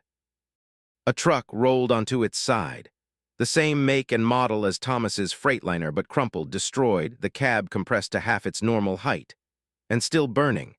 The fire was old fire, smoke that had been rising for years, flames that had never gone out. Thomas swerved around the wreckage. But as he passed, he saw the driver's body in the burning cab, saw the face through the shattered windshield. His face, Thomas Rainier's face. "That's you in 2019, the engine said. "One version of you, one timeline where you didn't see the black ice. You died there, but death isn't final on these roads. Death becomes fuel. You burned and your body was rendered into diesel and now you're burning again in your own engine." Mile marker 131. Fuel gauge 9%. Thomas was shaking so hard he could barely control the truck. The wreckage disappeared in his mirrors, but new wreckage appeared ahead. Mile marker 134. Another crash. A Freightliner Coronet, same as his, jackknifed across both lanes. The trailer had split open, lumber scattered everywhere. And the driver was hanging halfway out of the windshield, body twisted, frozen in the moment of impact. Thomas's face again. Older this time, maybe 50, but definitely him. "That's you in 2027, the voices said. "You lose control because you're trying to avoid the wreck from 2019. You die trying not to die. The loop is self-perpetuating." Mile marker 138. Fuel gauge 3%. More wrecks now. Every quarter mile brought another destroyed truck, another version of Thomas's death, each one different, each one inevitable. "You're burning through your own deaths," the engine explained. "Every possible way you can die on this highway, we've rendered it into fuel. You're consuming your own mortality. When you reach 0%, when you burn through the last death, you'll have to choose which one becomes real." Mile marker 142. Fuel gauge 1%. Thomas couldn't breathe. The cab was filling with smoke, but there was no fire. The smoke was memory, exhaust from burning deaths, particulate matter composed of all the moments he would cease to exist. The final wreck appeared at mile marker 147. This one was different. The truck wasn't damaged. It was just stopped, parked on the shoulder, exactly where Thomas was right now. The driver's door was open. No body, no sign of violence. Just an empty truck with its engine running. The fuel gauge hit 0%. Thomas's engine died. Not sputtered, not coughed, just instantly ceased, all combustion stopping simultaneously. His truck coasted on momentum, rolling slower, until it stopped at mile marker 147, exactly where the phantom truck had been. Thomas sat in perfect silence. Then he felt it. The cold, not air temperature cold, molecular cold, absolute zero cold. His blood was freezing in his veins, his cells were crystallizing. The fuel had consumed his deaths, and now it was consuming his life, running in reverse, pulling heat and motion and existence out of his body. He tried to open the door. His muscles wouldn't respond. He was freezing from the inside out, his consciousness trapped in a body that was becoming a statue of ice. The voices returned, but they weren't coming from the engine anymore. They were coming from him, his own voice, repeating in infinite variations. "This is how I die, not in a crash, not in an accident, just frozen. Consumed by the fuel I burned. Every death I avoided I paid for with my life. The price was always going to be me." Thomas's vision was fading, but before T went completely dark, he saw the fuel station attendant walking toward his truck. The woman with no reflection. She was carrying a canister, a pump. She opened Thomas's frozen driver's door, pulled his rigid body out, let it fall onto the highway's shoulder like a chunk of ice. Then she climbed into his truck, started the engine with fuel that appeared in the tanks spontaneously, and drove away. In the mirror, Thomas's frozen body was melting, not thawing, dissolving. His flesh liquefying, running into the road's drainage system, flowing downhill toward the fuel station near Glenallen, where it would be refined, processed, converted into amber diesel that moved wrong and cost 17 cents per gallon. Thomas Rainier would be fuel now, would burn in other trucks and other engines, whispering about the deaths he'd avoided and the life he'd paid with. The Glen Highway has a reputation. Truckers report strange fuel efficiency problems on that route. They fill up and burn through tanks impossibly fast, as if the diesel is combusting more completely than physics allows. And sometimes they hear voices in their engines, whispers between the cylinder firings, warnings about wrecks that haven't happened yet, descriptions of deaths in their own voices. Most ignore it, turn up the radio, focus on the road, but some pull over, some investigate, some try to understand. Those drivers disappear. Their trucks are found running at various mile markers on the Glen Highway, always with empty fuel tanks, always with the driver's door open, always with no sign of the driver except for a wet stain on the pavement that smells like diesel. The unmarked fuel station near Glenallen is still operational, still selling diesel at 17 cents per gallon. The attendant is still there, a woman who casts no reflection, who speaks in voices that layer and multiply. And the fuel is still amber, still flows wrong, still remembers. Every driver who buys it thinks they're getting a bargain, cheap fuel, a few extra dollars in their pocket. They don't realize they're buying rendered human consciousness. They're burning the ghosts of truckers who made the same choice. They're paying 17 cents per gallon for their own future deaths. Thomas Rainier's name appears in missing person reports. His truck was found at mile marker 147 on the Glen Highway, engine cold, keys in the ignition, no fuel in the tanks. His lumber load was intact. His personal belongings were untouched. but Thomas was gone. Investigators found one strange detail. The fuel receipt in his cab showed he'd purchased 300 gallons at 17 cents per gallon. Total cost, $51. But when they traced the credit card transaction, it showed a different amount, $300.00. Exactly $1 per gallon, the normal price, as if the 17-cent display was a lie or a lure or some kind of tithe. As if Thomas had paid for fuel with more than money. He'd paid with himself. 300 gallons, 1 gallon for each mile of his remaining life. The fuel station had shown him the distance to his death, and he'd voluntarily pumped it into his tanks. Sometimes, truckers on the Glen Highway report seeing a Freightliner Coronet in their mirrors, always staying exactly 1 mile behind, never getting closer, never falling back. The cab is empty, no driver visible, but the truck follows them for miles, matching their speed perfectly. When they stop, it stops. When they go, it goes. And if they run low on fuel, the phantom truck pulls up alongside. The driver's window rolls down. And Thomas Rainier leans out, or something wearing his face, and points to the nearest fuel station. The one near Glenallen, the one with amber diesel and no reflection. Cheap fuel, the thing says in Thomas's voice. 17 cents per gallon, you should fill up, I did. Then the truck accelerates and disappears ahead, its engine leaving a trail of whispers in its exhaust. We remember, the fuel remembers, and soon you'll be remembered too. Story 8, the load that grew heavier. Cynthia Torres felt the weight change at mile marker 203 on the Parks Highway. A sudden lurch, as if someone had loaded an additional 10,000 pounds onto her trailer without stopping the truck. And when she checked her mirrors, the road behind was empty, but her suspension was sagging, springs compressing, the frame riding 6 inches lower than it had been seconds before.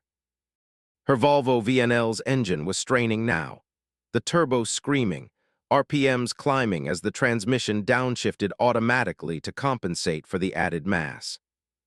She'd loaded in Anchorage 6 hours ago, construction equipment, 12,000 pounds total, a light load that should have been easy. The manifest listed 3 mini excavators, a pallet of tools, 500 feet of chain. All properly secured, all accounted for. But now her truck was pulling like she had 50,000 pounds and the weight was still increasing.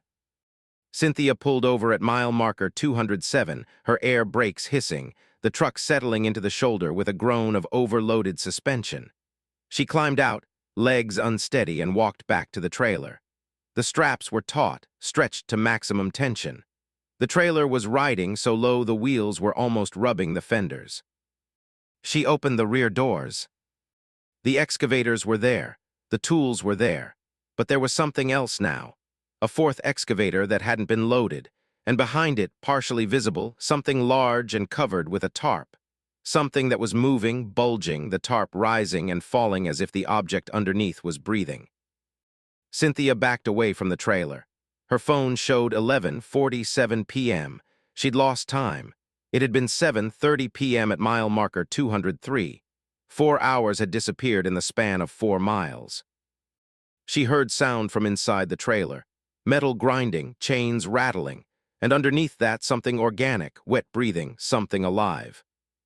Cynthia slammed the trailer doors and ran back to the cab, started the engine, pulled back onto the highway.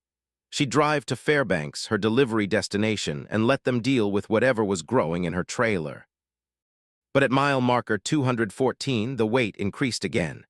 The truck lurched, frame groaning. Her mirrors showed the trailer sagging further, the tires bulging, rubber compressing under impossible mass. The weight gauge on her dashboard, an aftermarket sensor that measured trailer load in real time, showed 27,000 pounds. Then 31,000. Then 38,000. The numbers were climbing steadily, 1,000 pounds every 30 seconds. At mile marker 219, her phone rang. Unknown number, she answered. You're hauling us, a voice said. Multiple voices actually overlapping, speaking in unison. We're passengers, we're cargo, we're growing, we need to reach critical mass. Who is this? We are the weight, we are what gets heavier. We are the load that increases until the frame breaks and the driver stops. We've been with you since Anchorage. We were small then, microscopic, but we grow with every mile. We double our mass every 10 miles. Soon we'll be too heavy for your truck to carry. Cynthia ended the call. Her hands were slick with sweat. The steering wheel felt wrong, too light, as if the cab was becoming disconnected from the trailer. The weight gauge showed 52,000 pounds now, then 61,000. At mile marker 229, the truck was barely moving. Cynthia had the accelerator floored, the Volvo's engine redlined, and she was crawling at 15 miles per hour. The weight gauge showed 94,000 pounds. She was overweight by 25,000 pounds, and the load was still growing. She tried to stop, pressed the brake, but the weight was too much. The truck kept rolling forward, pushed by momentum that mass this large carried. Physics insisted that objects in motion stayed in motion, and her load was so heavy now that her brakes couldn't overcome its inertia. Mile marker 231. Weight gauge, 128,000 pounds. The frame was bending. Cynthia heard metal screaming, supports buckling. Her trailer was folding in the middle, the weight compressing it, collapsing it like an accordion. The voices called again. We're almost there. Critical mass is 256,000 pounds. When we reach it, we'll collapse into a singularity, a point of infinite density, and you'll collapse with us.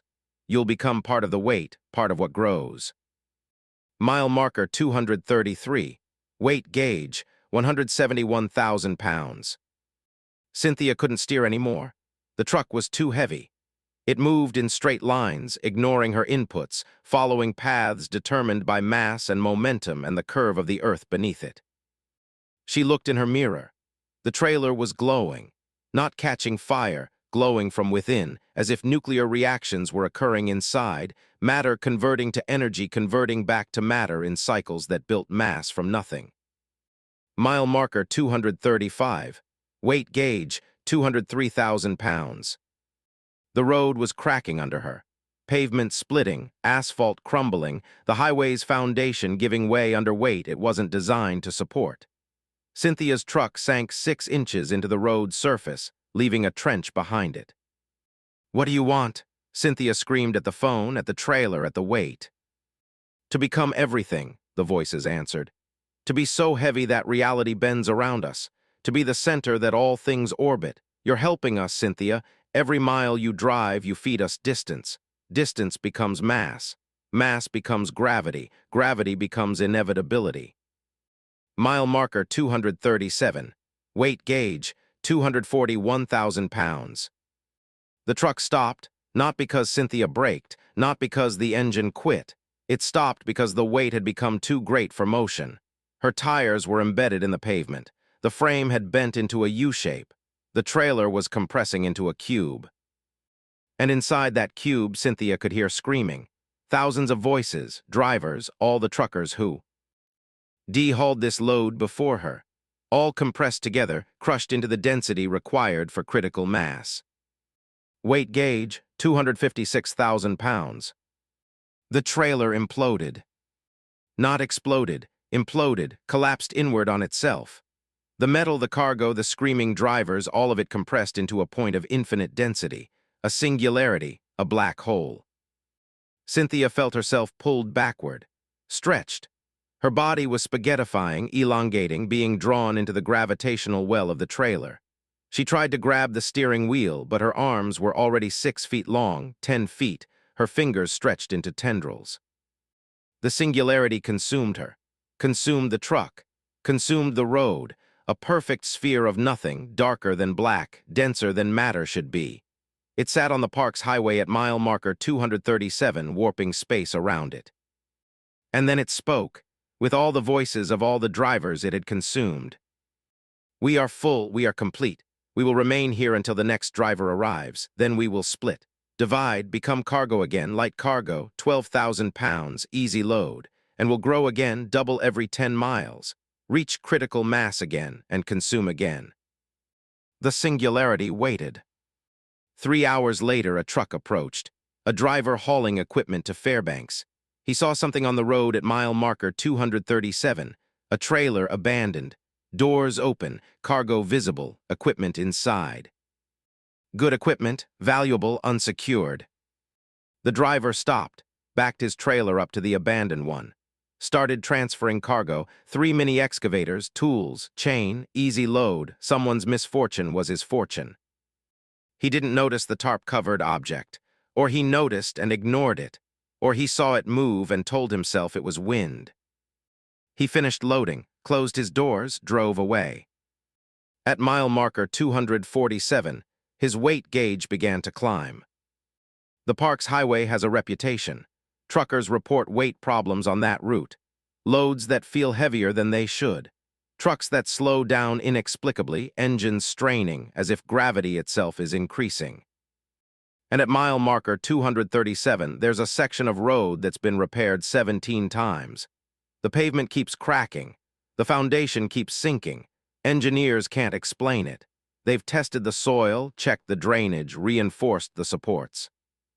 But the road keeps breaking at that exact spot, as if something heavy rests there, something invisible, something that's waiting. Cynthia Torres is listed as missing. Her Volvo VNL was never found. Her cargo was never delivered. But her phone records show she made dozens of calls on the night she disappeared, all to her own number, all lasting negative amounts of time. And sometimes, truckers passing mile marker 237 report hearing voices from their trailers, whispers about weight and mass and critical points, warnings that the load is growing. They ignore it. They always ignore it, until their weight gauges start climbing and their frames start bending and they realize their cargo isn't what they loaded. It's what's loading them. Some loads get heavier. Some trucks stop moving. Some drivers disappear into density so great that not even light escapes. And the singularity at mile marker 237 keeps waiting, keeps growing, keeps consuming. Because mass attracts mass, weight attracts weight, and on the park's highway there's a point where both become infinite. Story 9, the radio station that broadcast backwards. James Whitmore found the station at 87.7 FM while scanning for weather updates on the Dalton Highway at 3:16 a.m., and the first thing he heard was his own voice saying, "Not listening to this broadcast because you're dead at mile marker 411, and the crash happens in 43 minutes, and there's nothing you can do to stop it because I already tried everything and I'm still dead." James's hand froze on the radio dial. His voice continued. "This is James Whitmore, broadcasting from 43 minutes in your future. I died at mile marker 411 when my tire blew, and I swerved into oncoming traffic, and a fuel tanker hit me head-on. The explosion was instant. I didn't feel it. But I'm feeling it now after in this place where dead truckers go to warn their past selves about deaths that can't be prevented." James turned the radio off, sat in the darkness of his cab, heart hammering. The Dalton Highway stretched ahead through Arctic wilderness, the road a narrow channel of civilization through absolute emptiness. He was northbound to Deadhorse, hauling automotive parts, a routine run he'd done 40 times. The radio turned itself back on. "You can't turn me off," his voice said. "I'm not really on the radio, I'm in your head, I'm your future echo. Every trucker who dies on this highway gets one chance to broadcast backward to warn themselves to try to change what happened. None of us succeed, but we have to try. The highway demands it." "This isn't real," James said aloud. "I'm hallucinating, carbon monoxide leak or I'm falling asleep." "You're not," his voice interrupted. "You're perfectly awake, perfectly sane, and in 42 minutes you're going to be perfectly dead. Mile marker 411, remember that number. You won't be able to avoid it." James grabbed his phone. Signal was non-existent out here, but he could use the GPS. His current position, mile marker 368, 43 miles from where his future self claimed he would die. He could turn around, drive back to Coldfoot, wait for daylight, refuse to approach mile marker 411. But his hands were already putting the truck in gear. His foot was already pressing the accelerator. His body was driving toward his death without his permission. "I tried turning around too," the radio voice said. "Doesn't work. The highway is predestined, linear. You're on a track and the track only goes one direction. Forward. toward mile marker 411, toward the blown tire and the swerve and the tanker. Mile marker 375, James was shaking. How do I stop it? You don't, I've been broadcasting for I don't know how long. Time is different here. I've warned myself thousands of times. Every version of me hears this broadcast. Every version tries something different. Turn around, speed up, slow down, pull over, change lanes. Doesn't matter. We always die at 411. The highway won't let us avoid it. Then why warn me? Why broadcast at all? Because the highway requires it. Dead drivers become broadcasts. We warn our past selves. The warnings fail. We die again. The cycle perpetuates. It's how the highway feeds on failed prevention. On the hope that maybe this time, maybe this version, I'll avoid the crash, but I never do, you never will.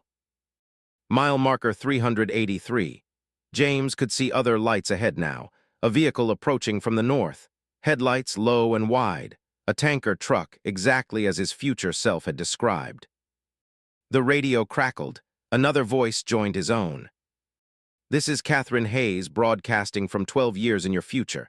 I died at mile marker 411 in 2035, jackknifed on black ice. My trailer crushed 4 vehicles. Everyone died. I'm warning everyone I can, but the warnings don't work. The highway has its numbers. It needs specific deaths at specific miles. You're one of them, James. I'm sorry. More voices joined. Dozens of them, hundreds, all truckers, all dead, all broadcasting backward from their moments of death. Mile marker 411, head-on collision 2019. Mile marker 411, brake failure 2008. Mile marker 411, fell asleep at the wheel 2027. Mile marker 411, moose strike 1997. Mile marker 411, heart attack 2041. The voices overlapped, creating a chorus of warnings, a symphony of failed prevention. Every driver who had ever died at mile marker 411, broadcasting backward, trying to save themselves, failing eternally. Mile marker 395. James could see the tanker clearly now. It was in the southbound lane. They would pass each other in minutes. Normal pass, no danger, unless something went wrong. Unless his tire blew. James looked at his tire pressure monitors, all normal, but as he watched, the front driver's side reading began to drop. 95 psi, 90 psi, 85 psi. The tire was losing air in real time, deflating as the highway demanded it. Don't check the tires, his voice said from the radio. In some iterations, you pull over to check the tires. The tire blows while you're parked, you panic, you pull back onto the highway without looking, you swerve into traffic. Different method, same result. You die at 411. Mile marker 401. The tire pressure was at 60 psi now. Critical. James could feel the truck pulling slightly to the left, the deflating tire affecting his steering. What if I just stop? James said. Park it right here, don't move. I tried that, his voice answered. I parked, I waited, the tanker stopped too. Driver got out to help. His cigarette ignited fuel vapors. Explosion, we both died. Still at mile marker 411. Distance isn't measured in space on this highway, it's measured in death.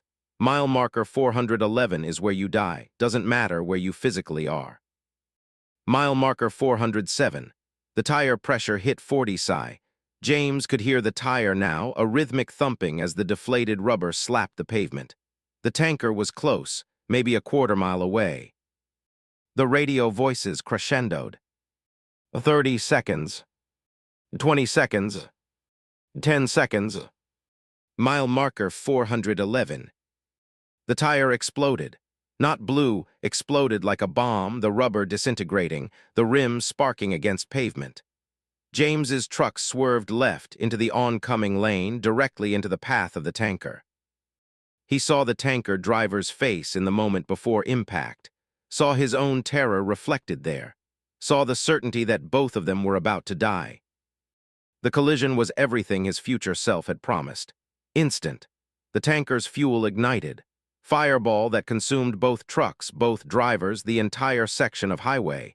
James died in the same instant he realized he'd been right. He couldn't prevent it. And then he was broadcasting. This is James Whitmore, transmitting from mile marker 411, 43 minutes in the future of any version of me that's listening. I died here, in a tire blowout, in a collision with a fuel tanker, and there's nothing you can do to stop it. The message played on loop, transmitted backward through time, reaching every previous iteration of James Whitmore who drove the Dalton Highway, warning him about a death that had already happened and would always happen. Because that's what the highway did. It created loops, causal paradoxes, deaths that were both preventable and inevitable. Truckers died, broadcast warnings, created conditions that ensured their past selves would die, continuing the cycle. Mile marker 411 on the Dalton Highway has the highest accident rate of any mile marker in Alaska. Traffic engineers can't explain it. They've resurfaced the road 17 times. They've added signs, reduced speed limits, installed warning lights. The accidents keep happening, always around 3:58 a.m., always involving northbound trucks, always resulting in explosions or fires. And if you scan the radio frequencies near mile marker 411 around 3:15 a.m., you'll find 87.7 FM. The station that shouldn't exist, the broadcast that plays in reverse. You'll hear voices, truckers, all warning about deaths at mile marker 411, all describing their accidents in detail, all begging their past selves to avoid the unavoidable. The broadcast is crowded now. Hundreds of voices, maybe thousands, every trucker who's died at 411 all transmitting simultaneously, all warning, all failing. James Whitmore's voice is among them, broadcasting on loop, forever trying to prevent his death, forever failing, forever dying at 3:58 a.m. at mile marker 411. Because some roads don't lead anywhere. Some roads are circles. Some deaths are predestined not by fate but by the structure of the highway itself, by loops in time that create deaths that create warnings that ensure the deaths happen. The Dalton Highway is one of those roads. And mile marker 411 is where the loop closes. Drive carefully, monitor your tire pressure, avoid 87.7 FM. And if you hear your own voice warning you about your death, know this, you can't prevent it. But you'll spend eternity trying. Story 10, the final mile that never ended. Rebecca Kane reached the final mile marker, number 414, the end of the Dalton Highway at Deadhorse, and kept driving. The road continued beyond where the road should have ended. Mile marker 415 appeared in her headlights, then 416, then 417. The highway was extending itself, creating new miles from nothing, and Rebecca's Peterbilt 389 was following the road deeper into territory that wasn't on any map, into Alaska that shouldn't exist. She'd been driving for 13 hours straight from Fairbanks, hauling fuel for the Prudhoe Bay oil fields, 42,000 pounds of diesel and gasoline in a tanker trailer. Standard run. She'd done it 50 times. But this time, when she reached Deadhorse, the road didn't end. Mile marker 418, 419, 420. The terrain outside was wrong, too flat, too white. The tundra had given way to something else, a landscape of pure white that extended to the horizon. Not snow, the surface was too smooth, too uniform. It looked like paper, like the world had been replaced with a blank page. Rebecca grabbed her CB radio. "This is Kane Transport. Anyone on this channel? I'm northbound past Deadhorse on a road that shouldn't exist. Anyone copy?" Static, then a voice, distorted and fragmented. "You're on the appendix miles, the roads that aren't numbered, the miles that come after the end. Keep driving, don't stop. Stopping means you become permanent." Permanent? Part of the road, like us. Rebecca looked in her mirrors. Behind her, the highway was lined with trucks. Dozens, hundreds, all parked, all empty, all covered in frost so thick they looked like ice sculptures. Mile marker 437. The white landscape was developing features now. Structures, buildings made of road signs, bridges constructed from mile markers, an entire city built from highway infrastructure, all of it white, all of it identical. The voice on the CB continued. This is where highways go when they're decommissioned. This is where roads retire. Every closed highway, every torn-up mile, every demolished bridge, they all end up here, in the appendix, the miles that come after the end. Mile marker 458. Rebecca's fuel gauge was behaving strangely. It wasn't dropping. She'd been driving for hours past Deadhorse, burning fuel, but the gauge remained at 3/4 full. As if distance traveled here didn't consume fuel.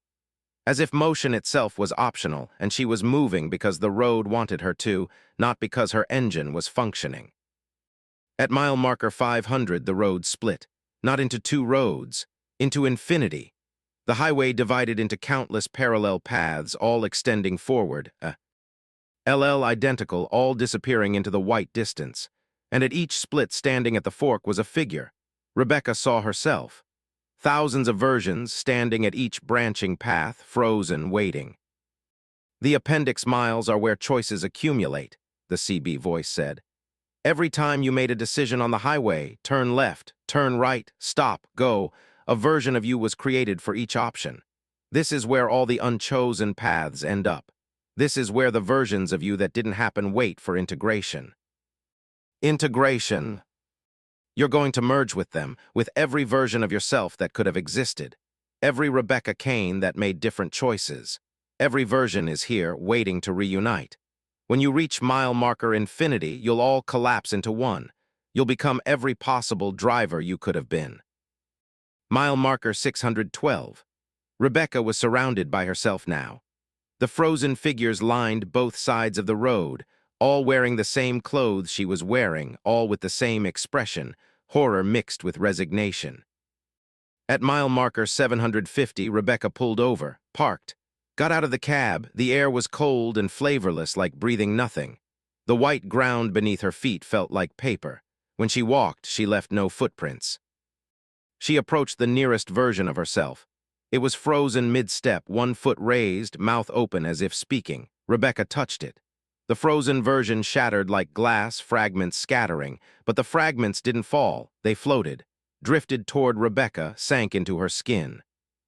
She felt memories that weren't hers, a version of her life where she'd never become a trucker, where she'd married David instead of leaving him, where she'd had children, where she died at 35 in a car crash that never happened in her timeline. Another frozen Rebecca, another touch, another shattering. More memories. A version where she'd chosen different routes, driven different highways, died differently. She felt herself expanding, becoming multiple, accumulating lives. The CB crackled. That's the integration. You're collecting yourself. Soon you'll be complete. Every possible Rebecca Kane in one body, infinite lives, infinite choices, all collapsed into singular existence. Mile marker 890.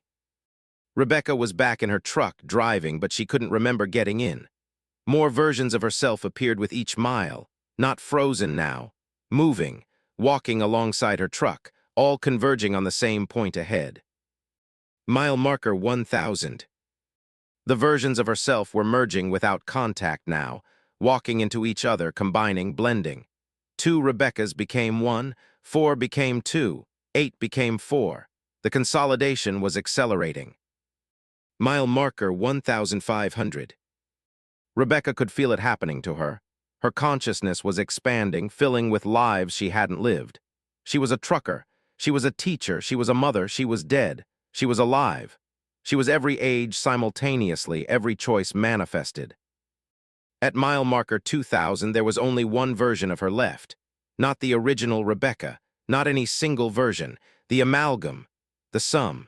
Every Rebecca that could exist, compressed into one driver behind one wheel. And the road ahead showed one final marker. Mile marker infinity, infinity. Beyond it nothing, not darkness, not white void, just absence. The place where even infinite roads ended. Rebecca's truck approached the marker. She tried to slow down, but her controls weren't responding. The truck was being pulled forward by something beyond physics, beyond choice.